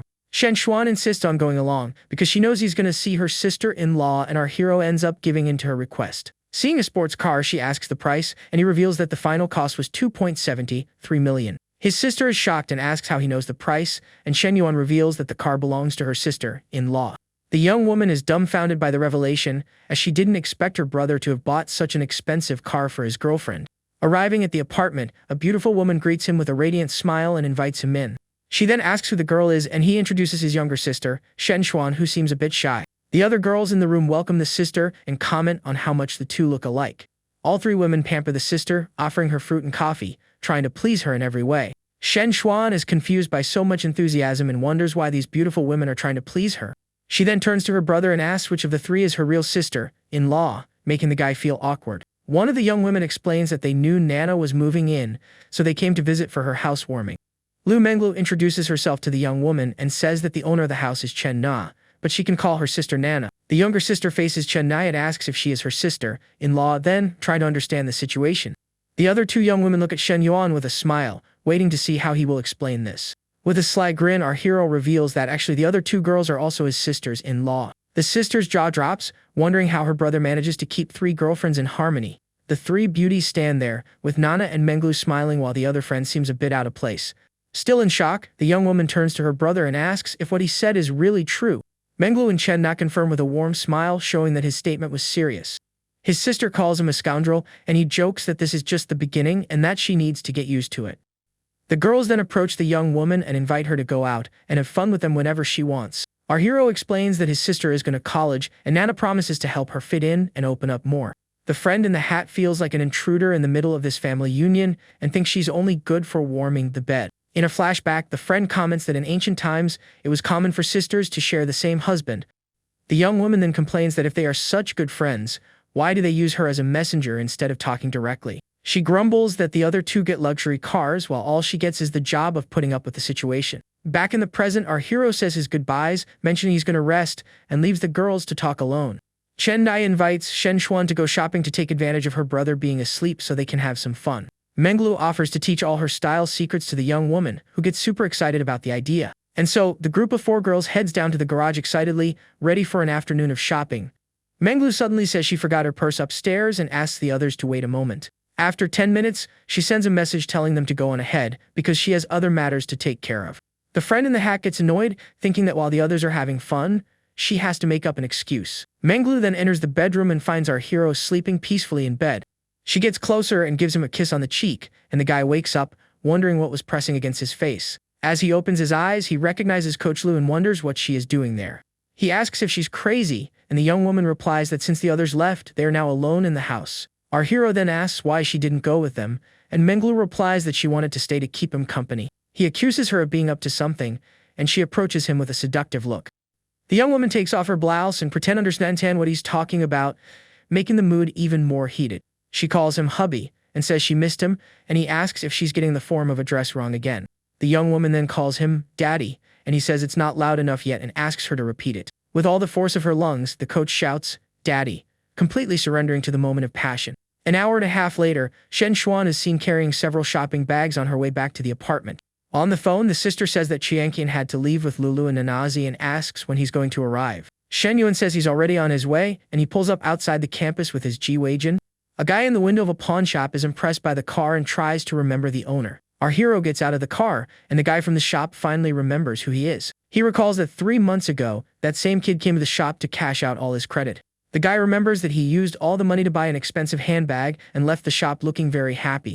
The young man wonders how in just 1 month that kid managed to get enough money to buy a Ji-Wei-jin. Arriving on the street, he finds his sister and Chenna loaded with bags and jokes that his sister-in-law spent quite a bit. The guy from the pawn shop concludes that he found himself a rich older woman and thinks how good it is to be young and handsome. He imagines our hero taking care of a rich, older woman to get everything he wants in life. In his fantasy, the guy kisses the woman's foot, showing he would do anything for a life of luxury and power. Back in reality, he asks why they bought so much, and his sister says her sisters-in-law were very enthusiastic. Chenna explains that she also bought gifts for his parents, and he is surprised by her generosity. The young woman says goodbye, mentioning she's heading to the coffee shop, and he promises he'll see her at night for a date. In the car, his sister asks how much they spent, and he reveals that the bill was over 400,000 yuan. He teases her about her happiness, and the young woman replies that even before, their parents were never so extravagant. The guy asks what she's going to say at home, and his sister jokes that she'll tell them about the 2 new sisters-in-law. At his sister's joke, he slams on the brakes, pretending to be annoyed by her boldness. He threatens her by mentioning their mother, and the girl accuses him of blackmail, but her brother says she started it. The young woman then says this is business, not blackmail, while they wait for the light to change. The guy gives in and tells her to ask for whatever she wants next time, and the girl celebrates her victory. Arriving home, the parents are surprised by all the shopping bags and ask the reason for so much spending. The sister explains that the gifts were bought for them by her sister-in-law, leaving the parents confused. The parents then ask when he started dating and why he hasn't brought her over to meet them. He says they've been together for a while, and the sister praises the sister-in-law's personality to help out. The parents then pull their daughter aside for a full interrogation about their son's new girlfriend. He watches the scene relieved and thinks about all his tasks and plans for the next few days. At 10 at night, he tells Nana he's going to sleep over, and she says she's learned something new to try on him. At her suggestion, the guy loses all desire to sleep and asks her to wait a second so he can get ready for the night. The young woman then appears with 2 glasses, one with hot water and the other with ice, leaving our hero confused. He questions her intention with the glasses and realizes that Nana doesn't plan on letting him sleep tonight. The young woman kneels in front of him, and he wonders what this is, completely surprised by her action. With a seductive look, she asks if he can feel it, and he replies that he almost lost control from the sensation. The woman then gives in to the moment of pleasure, showing that the night was just beginning for the 2 of them. The next day, Xinyu's mother asks her to help her sister more, and the young woman replies that they will hire a nanny. The mother scolds her daughter, saying they don't need to spend money and that Xinyu should be more sensible. Our hero arrives and reassures his mother-in-law, promising that they will take very good care of Xinyu in the city. Leon is impressed with his new Ji-Wei-jin, and Nana's mother says she doesn't know about cars and just wants them to be happy. Xinyu's mother thinks with concern that her daughter has been completely smitten with Shen Yuan since his last visit. In the car, he asks about college, and the young woman replies that she applied to a university in Star City. The guy compliments her on her choice and says that her sister saved a room for her in the new apartment. Xinyu has a fantasy about her brother-in-law and sister and wonders if she will be able to see them again in the future.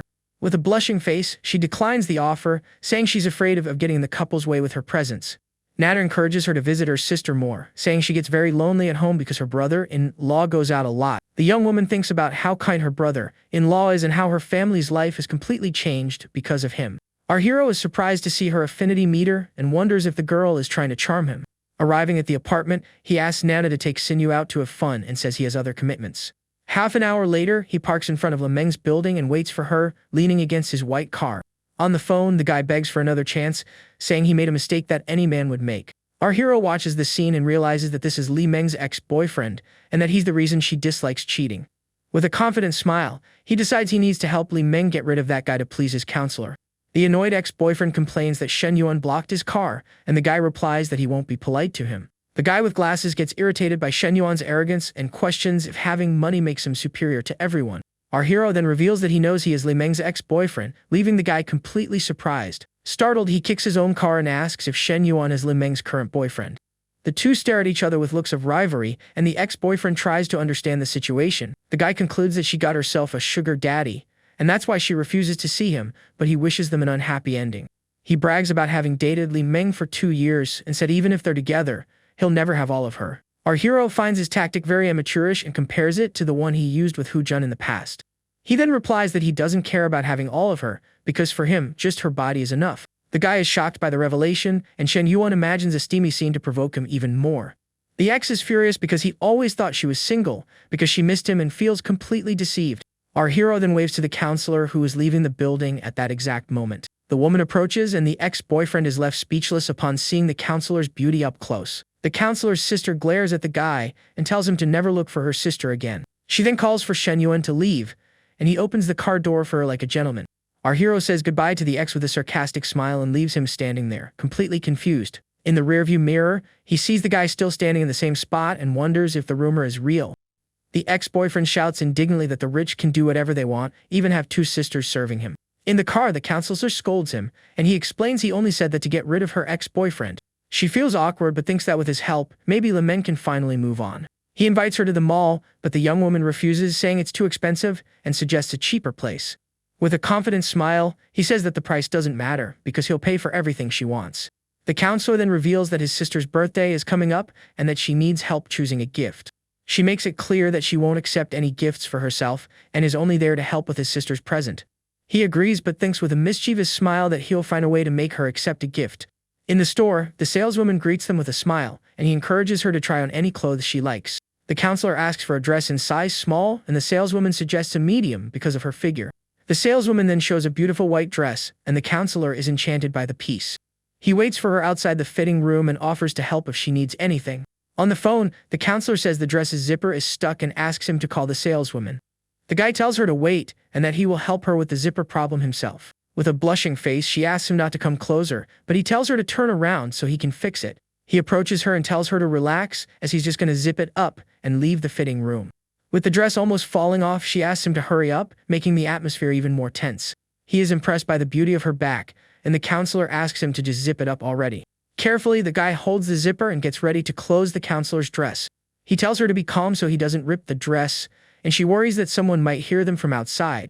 He approaches her from behind and asks what she prefers to be called, professor or counselor. With a blushing face, she replies that on dates, he should just call her by her name. The guy then, with a quick move, releases the strap of her dress, leaving her surprised. He hugs her and says it's the first time he said her name that way, and that he'll never forget it. 5 minutes later, she pushes him away, saying that if they keep this up, she'll end up giving in. She asks him to zip up her dress and leave, and with a blushing face, he agrees to her request. The guy then tries to zip up the dress but realizes that it won't go up at all.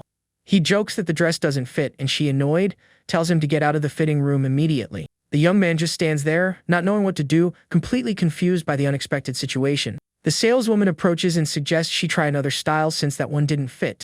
The counselor leaves the fitting room in her original dress, and he follows her, still a bit embarrassed. The saleswoman stands there with a questioning look, not understanding the customer's reaction. She scolds him, and he promises he won't do that again, trying to calm the situation. Hand in hand, the two leave the store, and he promises that next time he will behave better. Her affinity meter rises to 75, and she continues to blush with embarrassment. He thinks with a smile that being a little bold really does increase the girl's affinity.